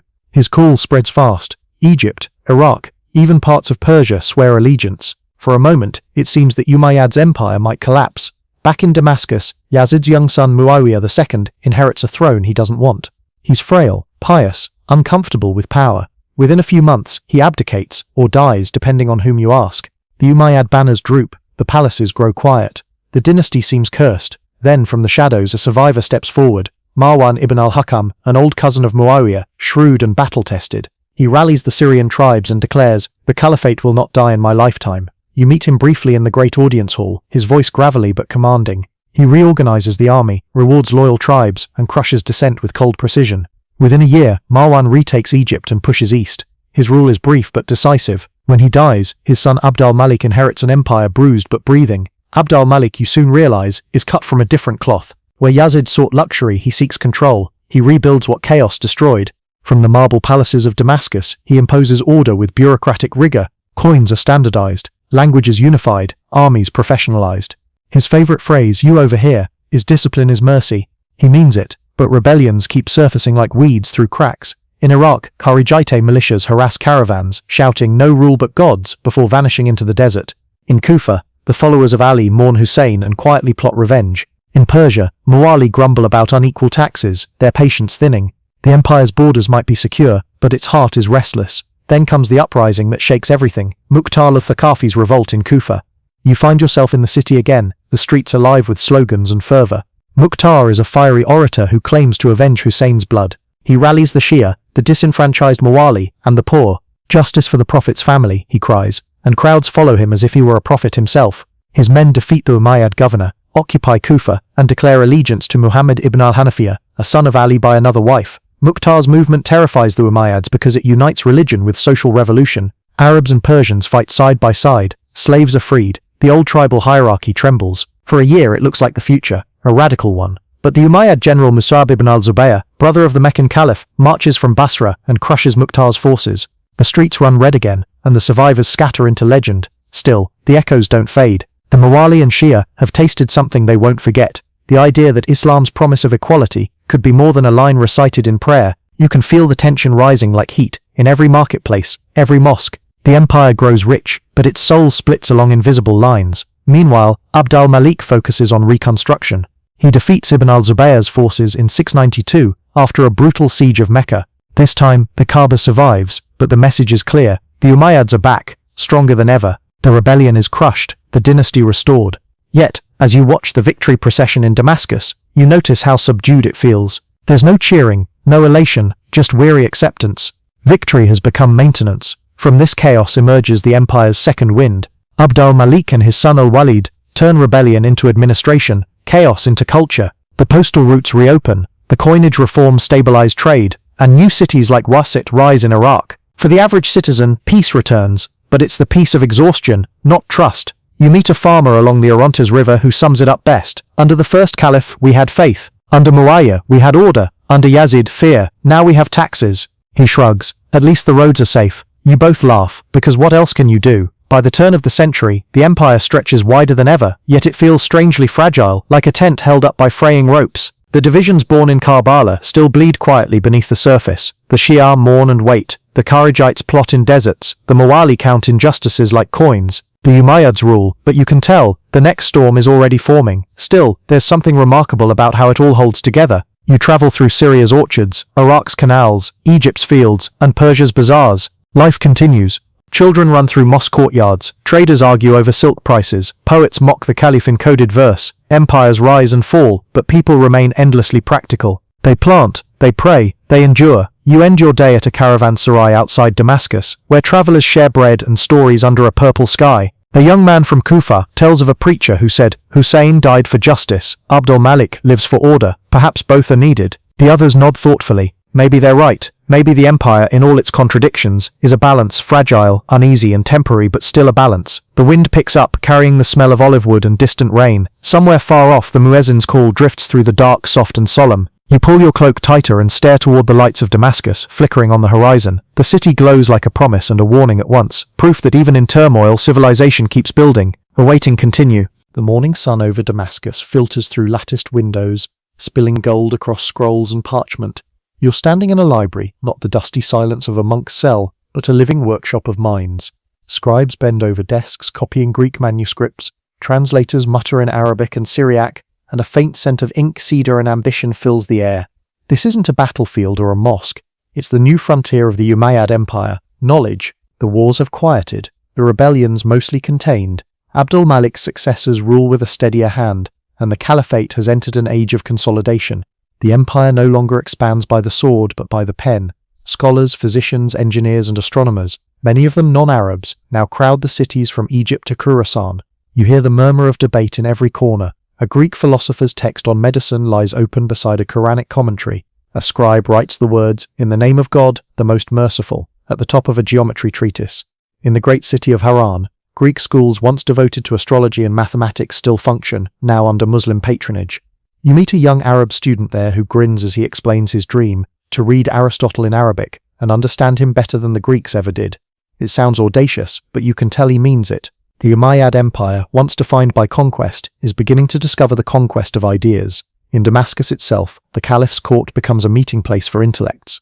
Abd al-Malik's son, al-Walid, and later Umar II, encourage learning even when it challenges them. One day, you sit in the courtyard where a Greek Christian physician debates a Muslim theologian about the nature of the soul. The body, the Christian says, is the vessel of reason. The theologian replies, the body is a garment, the soul is the tailor. The listeners laugh, but no one silences them.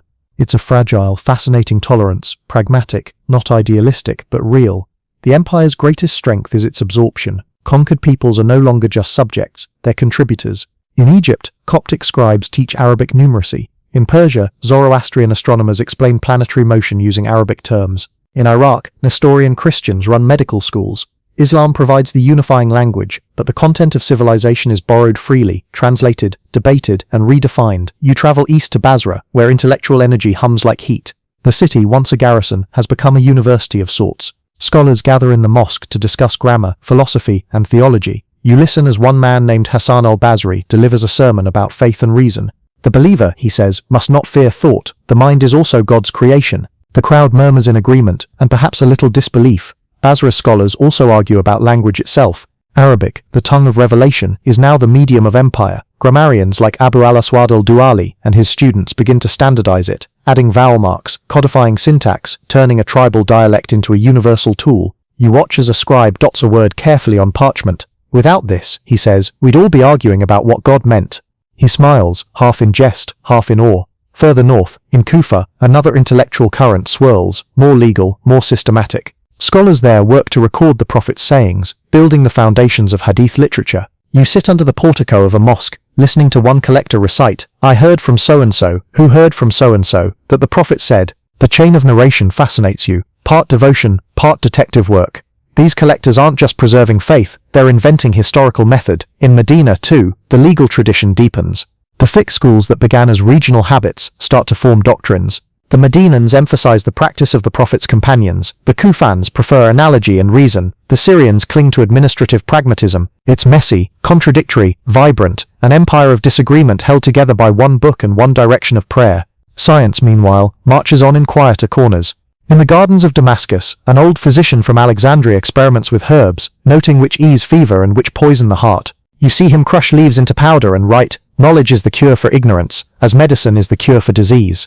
It's a simple line, but it might as well be the motto of the age. Astronomy flourishes too. The need to calculate prayer times and the direction of Mecca leads to more precise observations of the stars. Astronomers chart the heavens with astrolabes borrowed from Greek and Persian design, each labeled now in Arabic. You join them one night on a rooftop, watching them trace the arc of Jupiter. He who studies the stars, one scholar says softly, does not challenge God, he reads God's handwriting. Even the calendar, once lunar and regional, becomes standardized. Every mosque announces Ramadan on the same day. Every province pays taxes on the same schedule. It sounds dull, but it's revolutionary. The synchronization of faith and governance across continents. You realize, looking at a scribe marking the new year, that the empire has created not just a geography, but a shared time. But the intellectual openness isn't without tension. Conservative preachers warn that Greek philosophy will corrupt the purity of revelation. What need have we of Aristotle, one protests in Kufa, when we have the Quran? The scholars respond patiently, or sometimes smugly. Because, they say, understanding the world helps us understand the Creator.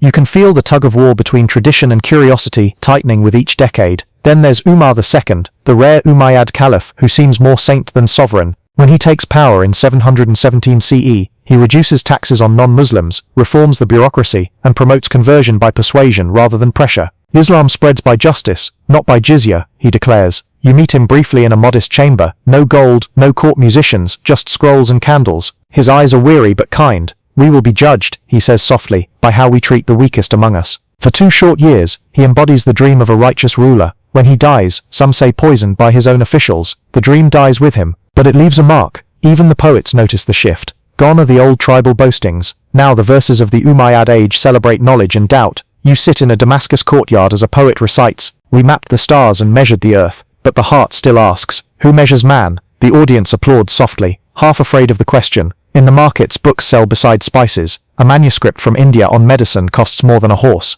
In Basra, you see merchants buying scrolls from Greek monks to resell in Damascus. Knowledge, it seems, has become its own form of trade, and the Umayyads, for all their flaws, have built the roads that make it flow. Still, not everyone sees progress as blessing. A stern jurist warns that too much reason weakens faith. We are making the mind a prophet, he says bitterly. The others shrug. Better that than ignorance. You can't help smiling. Humanity hasn't changed. As night falls, you return to the library in Damascus. Lamps flicker, pages rustle, and the murmur of study sounds like prayer. You realize you're standing at the hinge of history, the moment when Islam ceases to be just a movement of conquest and becomes a civilization of thought. The future Abbasids will take this further, building the great translation houses of Baghdad, but the spark begins here, under the Umayyads' wary but watchful eyes. You look out over the city as the stars emerge. Somewhere, a calligrapher finishes an Arabic copy of a Greek treatise on medicine. Somewhere else, a teacher recites the words of the Quran to a circle of eager students. Knowledge and faith, the twin rivers that will define the next centuries, are both flowing strong, and for now, in this fragile calm between wars and revolutions, the empire of the mind has found its dawn. By the early 8th century, the Umayyad dynasty has matured into something almost unrecognizable from the rough desert-born power that Muawiya founded. You can feel it in the streets of Damascus, quieter now, steadier, the capital of a civilization rather than a camp. The call to prayer blends with the clatter of merchants' carts, with children's laughter and the murmuring of scholars reciting law in shaded courtyards. The city has become the mirror of an empire, polished on the surface, cracked beneath. You find yourself watching Abdul Malik's legacy unfold through his successors, a line of caliphs each trying to hold the seams of an empire stretched across 3 continents. His son Al-Walid I, who rules from 705 to 715, brings ambition to architecture, governance and expansion alike. He finishes what his father began. The great mosque of Damascus glows complete under his watch, and the dome of the rock gleams brighter than ever. But Al-Walid isn't content with beauty, he wants reach. You follow his generals as they push the empire to its greatest territorial extent. In the west, Musa ibn Nusayr and the Berber commander Tariq ibn Ziyad cross the Strait of Gibraltar in 711, their ships gliding over dark waves toward the unknown. The legend says Tariq burns the boats behind them, crying, "Behind you is the sea, before you the enemy. Fight, for there is no return." Whether or not he truly said it, the moment captures the audacity of the age. Within a few years, Al-Andalus, Muslim Spain, is born. You travel with the Andalusi caravans later, through the narrow passes of the Pyrenees where snow still clings in summer. Cordoba is a small provincial town, but it hums with new energy. The local Christians pay taxes and keep their churches, the newcomers build mosques and markets. The land smells of olive and damp earth, of a Mediterranean world being rewritten in Arabic. For now it works. You meet a farmer who shrugs and says, "The Romans, the Visigoths, the Arabs, only the tax collectors change." He's not wrong. The world's empires, you realize, are just layers of dust, one blown over another. In the east, Al-Walid's armies press deeper into Sind, the Indus Valley glittering under the monsoon sun. Muhammad ibn Qasim, barely in his 20s, leads them with a blend of youthful zeal and bureaucratic precision. You stand on the banks of the Indus watching elephants wade through the current as his men establish new garrisons, new mosques. "We come with justice," he declares in his letters, "not with oppression." The local kings surrender, sign treaties, and the region begins to hum with the hybrid rhythm of Islam and India. You can already hear Sanskrit words slipping into Arabic, the earliest notes of a dialogue that will outlast dynasties. Back in Damascus, the empire feels unstoppable. Roads are repaired, postal lines buzz with couriers, the treasury overflows with gold from Andalusia and silver from Persia. The caliph's architects build hospitals, schools, caravanserais. The Umayyads call it governance, the poets call it order, but the people, the common merchants, soldiers and peasants, call it something else: weight. Taxes rise, conscription deepens, bureaucracy thickens. The empire, for all its grandeur, is heavy to bear. When Al-Walid dies, his brother Sulayman takes the throne, a man with less discipline and more sentiment. His short reign marks a turn from expansion to hesitation. The armies that once charged across continents now stall at the gates of Constantinople. You travel with them, hearing the clash of ambition against ice and stone. The siege fails, the losses are staggering, and the dream of conquering Byzantium fades into legend. Then comes Umar ibn Abdulaziz, Umar II, the caliph historians will one day call the Umayyad who should have been a saint. You arrive in Damascus, expecting pomp, but find quiet. The palaces are stripped of luxury, music is forbidden at court, the treasury's gold goes to the poor. Umar II reduces taxes on non-Muslims, orders justice for those wronged by governors, and forbids his officials to abuse their power.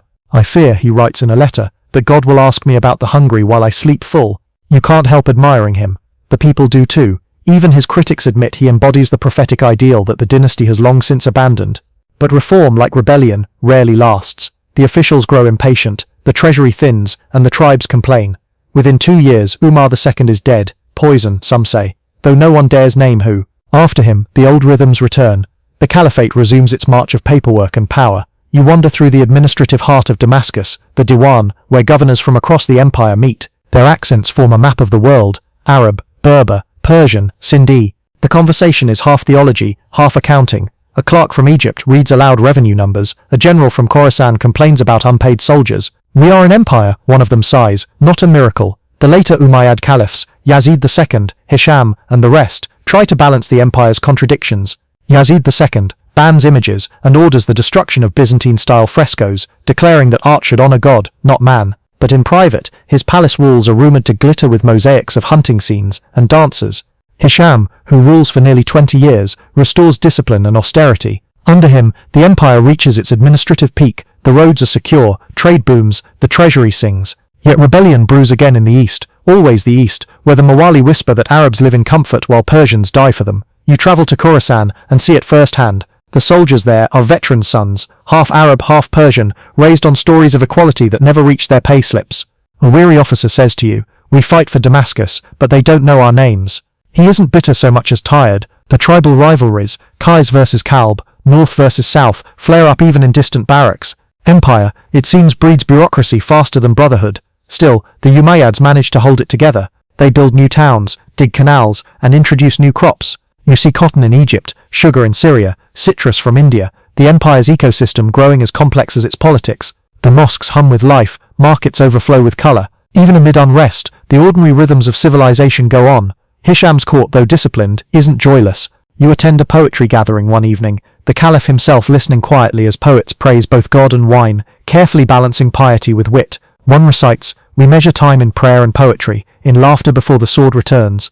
The Caliph smiles faintly. He knows what everyone in the room knows, that their laughter is temporary. Beyond the empire's borders, history stirs. In France, at Tours, a Frankish general named Charles Martel stops the advance of Muslim cavalry from Andalusia. In the east, Turkic tribes test the limits of the empire's reach. Even nature seems to conspire, drought in Syria, famine in Iraq. Yet Damascus endures, serene in its marble dignity, a city that believes in its own permanence. You pass through the streets at dusk, hearing the water rush through aqueducts built generations ago. Children run along the walls where guards once stood watch. For a moment you think, maybe the empire will last forever after all. But then you see a group of travellers in the corner of a courtyard, strangers from Khorasan, dressed plainly, speaking softly. You catch fragments of their words: justice, house of the prophet, black banners. You don't know it yet, but they are the beginning of the end. The Abbasids, descendants of the prophet's uncle, are whispering their revolution into being. They promise fairness to the Mawali, piety to the scholars, vengeance for Hussein, and for every tired soldier and overtaxed merchant, their words sound like rain after drought. Back in Damascus, Hisham receives reports of unrest and shrugs. "They've been restless before," he says. "True, but not like this. You sense it in the air, the quiet before a sandstorm. The Umayyads have ruled for nearly a century. They've built cities, minted coins, and given Islam its first empire. But in their palaces of marble and mosaics, they've also forgotten something essential. The loyalty of hearts cannot be taxed, only earned. The lamps of Damascus burn bright that night, but the wind that moves through the city carries a chill. The great empire stands at its zenith, and its edge." You feel it before you hear it.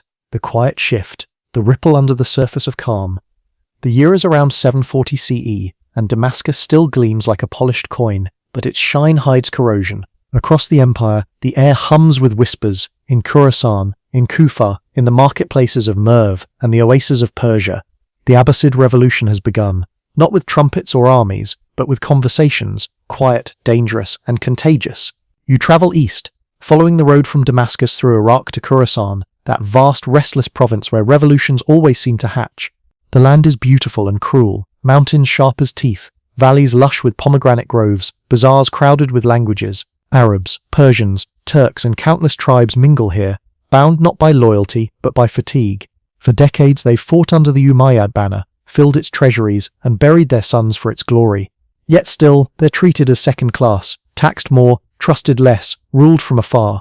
In Merv you find the mood electric. Every conversation feels like a rehearsal for rebellion. Merchants complain about governors who demand bribes, soldiers grumble about unequal pay, scholars lament the decline of justice. "We conquered the world," one trader says bitterly, "and became slaves to our own rulers." The Abbasids know how to listen to that anger. They wrap it in the language of faith. Their movement begins quietly, in shadows and letters. They claim descent from Al-Abbas, the prophet's uncle, a bloodline close enough to command respect, distant enough to avoid the taint of earlier factionalism. Their agents, called Dais, move through the towns and caravans disguised as preachers, promising a return to the purity of the prophet's family, a new dawn of justice for the oppressed. They speak softly, but their message spreads like fire through dry reeds. You meet one of them in a caravanserai near Nishapur, a man dressed simply in black robes. His voice is calm, his smile gentle. "We do not seek revenge," he says. "We seek restoration." His words sound rehearsed, but his conviction feels real. He speaks of an imam, a descendant of the prophet, who will bring unity and equality to the faithful. The people around him nod. you can see hope rekindling in their tired eyes, the kind of hope that can topple thrones. Meanwhile in Damascus, the Umayyad Caliph Hisham dies, and his successors fall into squabbles like heirs fighting over a feast they didn't cook. Caliphs rise and fall in rapid succession, Al-Walid II, Yazid III, Ibrahim, each weaker than the last, each struggling to hold together an empire that's already fraying. The court turns decadent, politics turns poisonous. Poets write satire in whispers, they build palaces as the walls crack. In 744, Marwan II becomes caliph, a soldier rather than a statesman. You meet him in northern Syria, tall, sharp-eyed, with the weary air of a man who knows he's inheriting an empire already on fire. He moves the capital to Harran, closer to the frontiers, hoping to tighten control. Damascus has grown soft, he tells his generals. We'll rule from where men still know how to fight. But geography can't cure discontent. The tribes that once formed the backbone of Umayyad power now tear at one another, Qayyas against Kalb, Yemenis against Syrians, north versus south. The old tribal rivalries suppressed for decades erupt again. You watch soldiers from the same faith, even the same village, draw swords over lineage. The unity that once conquered the world now devours itself. Back in Khorasan, the Abbasid call has turned into movement. The black banners rise in 747, unfurling under the leadership of a mysterious figure, Abu Muslim al-Khurasani. You see him for the first time in Merv, young, charismatic, wrapped in the calm of someone utterly certain of his purpose. His eyes gleam like obsidian when he speaks.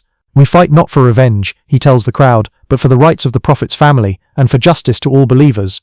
The people roar. Farmers drop their plows to join him. Soldiers defect by the hundreds. Abu Muslim is more than a revolutionary, he's a master psychologist. He unites Persians, Arabs and Turks under one banner, insisting that piety, not lineage, defines worth. His army swells, its banners black as storm clouds. When they march they chant, Al-Rida min al-Muhammad, the chosen one from the family of Muhammad. It's vague enough to unite everyone, precise enough to terrify Damascus. The battles come swift and merciless. The Umayyad garrisons in Khorasan fall one by one. You march with Abu Muslim's army toward Iraq, through deserts lit by lightning, across rivers thick with mud and bodies. At Kufa, the people greet him, not as a conqueror, but as deliverance. The city, haunted by the memory of Hussein, finally believes redemption has come. In 749, the Abbasids proclaim their caliph, Abul Abbas al-Safa, the bloodspiller. The name alone should have been warning enough. You watch his first sermon in Kufa's great mosque. He stands beneath the black banner, his voice smooth but cold. We have removed the unjust and avenged the oppressed, he declares. We are the house of the Prophet, and by God's will, none shall share our rule. The crowd shouts Allahu Akbar, but some faces pale. The revolution's tenderness ends the moment it takes power. Marwan II rallies what forces he can, and marches from Harran. The final confrontation unfolds on the banks of the Zab River in 750. You stand on a ridge overlooking the field, rain turning the earth to black sludge. The Umayyad lines glimmer with old pride, banners white and silver, while across from them, the Abbasids' black standards ripple like storm clouds. The two sides charge, arrows fill the sky, swords flash in the downpour. When it's over, the river runs dark with blood. The Umayyads are finished. Marwan flees south, pursued relentlessly through Syria, and into Egypt. You follow at a distance, the once mighty general reduced to a fugitive. In the delta, he makes his last stand, surrounded in a ruined village. When he falls, it's not with a shout but a sigh. His death marks the end of the first Islamic Empire, the dynasty that turned faith into state, revelation into rule. In Kufa, the Abbasids celebrate. Al-Safa's court bursts with triumph and vengeance. The surviving Umayyads are hunted down, their kin slaughtered in one infamous banquet, where rumour has it, their bodies are buried under the very floor of the feast. The house of Umayya has drunk its last cup, one courtier whispers. You can't help shivering. Revolutions always eat their parents. Damascus mourns quietly. The great city that once ruled the world now stands subdued, its marble halls echoing with emptiness. The Abbasids move the capital east to Iraq, to a new city they will soon build, Baghdad, closer to Persia, closer to their support, farther from Umayyad ghosts. The lamps of Damascus dim. You walk its streets one last time, and see workers scrubbing the names of the old caliphs from the palace walls. The mosaics remain, but the story has changed. Somewhere in Spain, one Umayyad prince, Abd al-Rahman ibn Muawiya, escapes across the sea. You imagine him crossing the waves under the stars, clutching both sword and memory. In a few years, he will rebuild in Cordoba what was lost in Damascus. But that's another story, waiting beyond this one.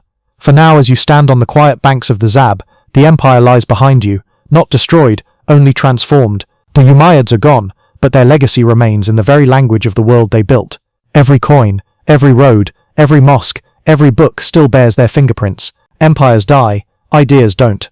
The wind stirs the reeds, the sky clears. You think of Muawiyah's first words, all those years ago, order is mercy. Maybe it was, or maybe mercy is what comes after order breaks. The road from Damascus stretches west through olive groves and red earth, toward the glimmering sea. The empire has shifted. The Abbasids rule now from the plains of Iraq, but the wind over Syria still smells faintly of jasmine, dust and ink. You walk through the ruins of the old Umayyad palaces, their mosaics chipped but still catching light. Once these halls rang with caliphs' voices, the murmur of scribes, the laughter of poets. Now only pigeons roost in their domes. History has turned the palace into a mausoleum. You stand in what was once the audience hall, the marble cracked, the fountains dry. A faded inscription runs along the wall. Power belongs to God who gives it to whom he wills. It's both prayer and epitaph. The Umayyads had ruled for nearly 90 years, not long by imperial standards, yet long enough to leave fingerprints on the bones of the world. As you walk through Damascus, life continues. The call to prayer still floats from minarets built by the first caliphs. The great mosque still glows gold in the late sun. But the people speak now of Baghdad, of a new court rising beside the Tigris, where the Abbasids promise a purer age. In the tea stalls, merchants mutter, the new caliphs wear black for justice. An old man snorts, all banners fade to dust. He's seen enough to know that every revolution ages into routine. Still, the Abbasids owe more to their predecessors than they'd ever admit. The Umayyads built the foundations they now inherit, an Arabic-speaking world, a network of roads and governors, the habits of bureaucracy that turn belief into policy. You see a tax collector in Aleppo stamping records with a new seal. The same process, the same script, only the name at the top has changed. The machinery of empire doesn't stop, it just hums to a different tune. You follow the trail of memory westward, across the sea to Al-Andalus. There the Umayyads rise again, smaller, leaner, but alive. Abdul-Rahman, the last surviving prince, fled the Abbasid purge disguised as a merchant, crossing deserts, dodging assassins, and riding the waves of fate to Spain. You find him in Cordoba, young, weary, but resolute. They can have Damascus, he tells his followers. We will build something brighter here. Cordoba in the late 8th century is still a rough provincial outpost, but under Abdul-Rahman's hands, it begins to transform. The city hums with artisans and architects, the scent of orange blossoms drifting through its narrow streets.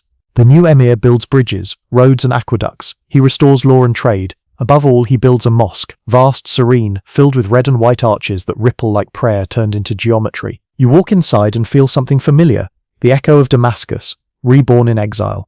The lamps burn softly, the air cool and still. The Umayyads, it seems, have traded empire for endurance. Under Abdul-Rahman's descendants, Cordoba will become a city of light, a beacon of art, science and tolerance, where Muslims, Christians and Jews exchange not swords but ideas. It will be in many ways the child of the empire that fell, the same administrative rigor, the same love of architecture, the same hunger to outlast time, and in that endurance the Umayyads achieve a strange kind of redemption. You think back to the early days, Muawiyah's measured patience, Abd al-Malik's coins, Al-Walid's domes, Umar II's fleeting piety. They had ruled a world barely stitched together by faith and ambition. Their empire had stretched farther and faster than Rome at its peak, yet lasted scarcely a century. It seems absurd and inevitable. You can see now that the Umayyads' greatest success was not how long they ruled, but what they built into the DNA of Islamic civilization: order, language, law, art, and the idea that faith could inhabit empire without being swallowed by it. Back in Syria, the peasants still farm the same fields, the scribes still copy the same verses. A shepherd outside Homs tells you, caliphs change but the stars stay. You look up and realize the same constellations that guided Arab soldiers across the desert now shine over Cordoba and Baghdad alike. The empire that once divided east and west has, in dying, connected them forever. By night you sit near the Barada River where the water still runs cold and clear. You can almost hear the ghosts of the past drifting in its current, the laughter of Umayyad princes, the clatter of scribes' pens, the murmur of poets comparing Damascus to paradise. In the distance, a muezzin calls the faithful to prayer. His voice rises over the ruins, soft and eternal. You close your eyes and the centuries begin to blur. You see the desert tents of the first believers, the marble courtyards of Damascus, the mosques of Kairouan and Cordoba, the scholars in Basra tracing grammar on parchment. You see conquerors and reformers, tyrants and poets, all swept into the same river of time. The Umayyads are gone, but their reflection still shimmers on the surface. For the first Islamic empire, the story ends not with collapse but with continuity. Their legacy flows into every empire that follows: Abbasid, Ottoman, even the modern Arab world that still traces its language and architecture to their rule. The Arabic script on your map, the design of the mosques you've walked through, the rhythm of law and learning, all of it bears their mark. You wander once more through the courtyard of the great mosque of Damascus. The lamps sway gently in the evening breeze, their light reflected in the marble. A few worshippers bow in quiet prayer. Children chase each other under the arches. A scribe sits cross-legged in a corner, copying verses by lamplight. Say, God gives sovereignty to whom he wills, and he withdraws it from whom he wills. You smile at the irony. History, it seems, obeys that verse to the letter. The air cools as the night deepens. You sit against a column, feeling the stones chill through your cloak.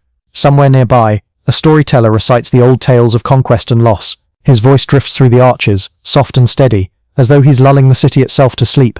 Once, he says, there was a tribe that ruled the world. They built with marble, they ruled with ink, and when they fell they left behind light. The listeners murmur softly, eyes half closed. The storyteller smiles. That is the mercy of history, he says. Even in loss, something survives. You rise quietly and walk out into the cool Damascus night. The moon hangs low over the minarets, the same moon that once shone over Medina and Mecca, over Andalusian hills and the Indus plains. You breathe in the scent of jasmine, feel the city's slow heartbeat underfoot. The story of the Umayyads, from the deserts of Arabia to the palaces of Damascus, from Karbala's dust to Cordoba's gardens, stretches behind you like a dream that refuses to fade. They rose from warriors to rulers, from rulers to legends, and from legends to memory, and in that memory they live still, not as tyrants or saints, but as the first architects of a civilization that never truly ended. The lamps dim, the muezzin's voice fades into the distance, the stars blink gently above the city, the last witnesses of empire. You draw your cloak close and whisper to no one in particular. Sleep now, Damascus. The empire is gone, but its story still walks the night. The wind sighs through the arches like a prayer answered too late. The marble cools, the city exhales, and history, vast, relentless, merciful, turns another page. The night settles softly over Damascus, and the city exhales. The marble of the great mosque gleams under the moon like still water. You sit in the courtyard, your back against a cool column, watching the oil lamps sway in the breeze. The world that once roared with cavalry and command now hums like a lullaby. Merchants packing their wares, children whispering promises to the stars. Even the air feels slower, as though history itself has chosen to rest. You think of everything you've seen, the rise of warriors from the desert, the glitter of palaces, the gold domes, the endless roads connecting oceans and empires. It feels impossible that it all happened in a single century, and yet somehow it did. The Umayyads burned bright and fast like a comet through the night sky, leaving behind trails of law, art and language that still shimmer long after the fire has faded. The muezzin's call drifts again, not urgent now, but tender, almost sleepy. The sound folds over the rooftops, over the ruins, over time itself. You close your eyes, letting it wash through you, and it feels less like command, more like comfort, a reminder that faith endures where empire cannot.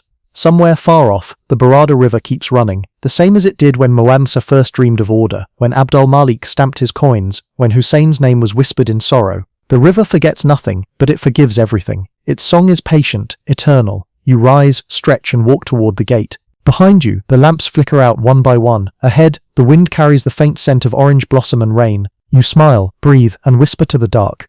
Good night, Damascus. Good night, Empire. Sleep well.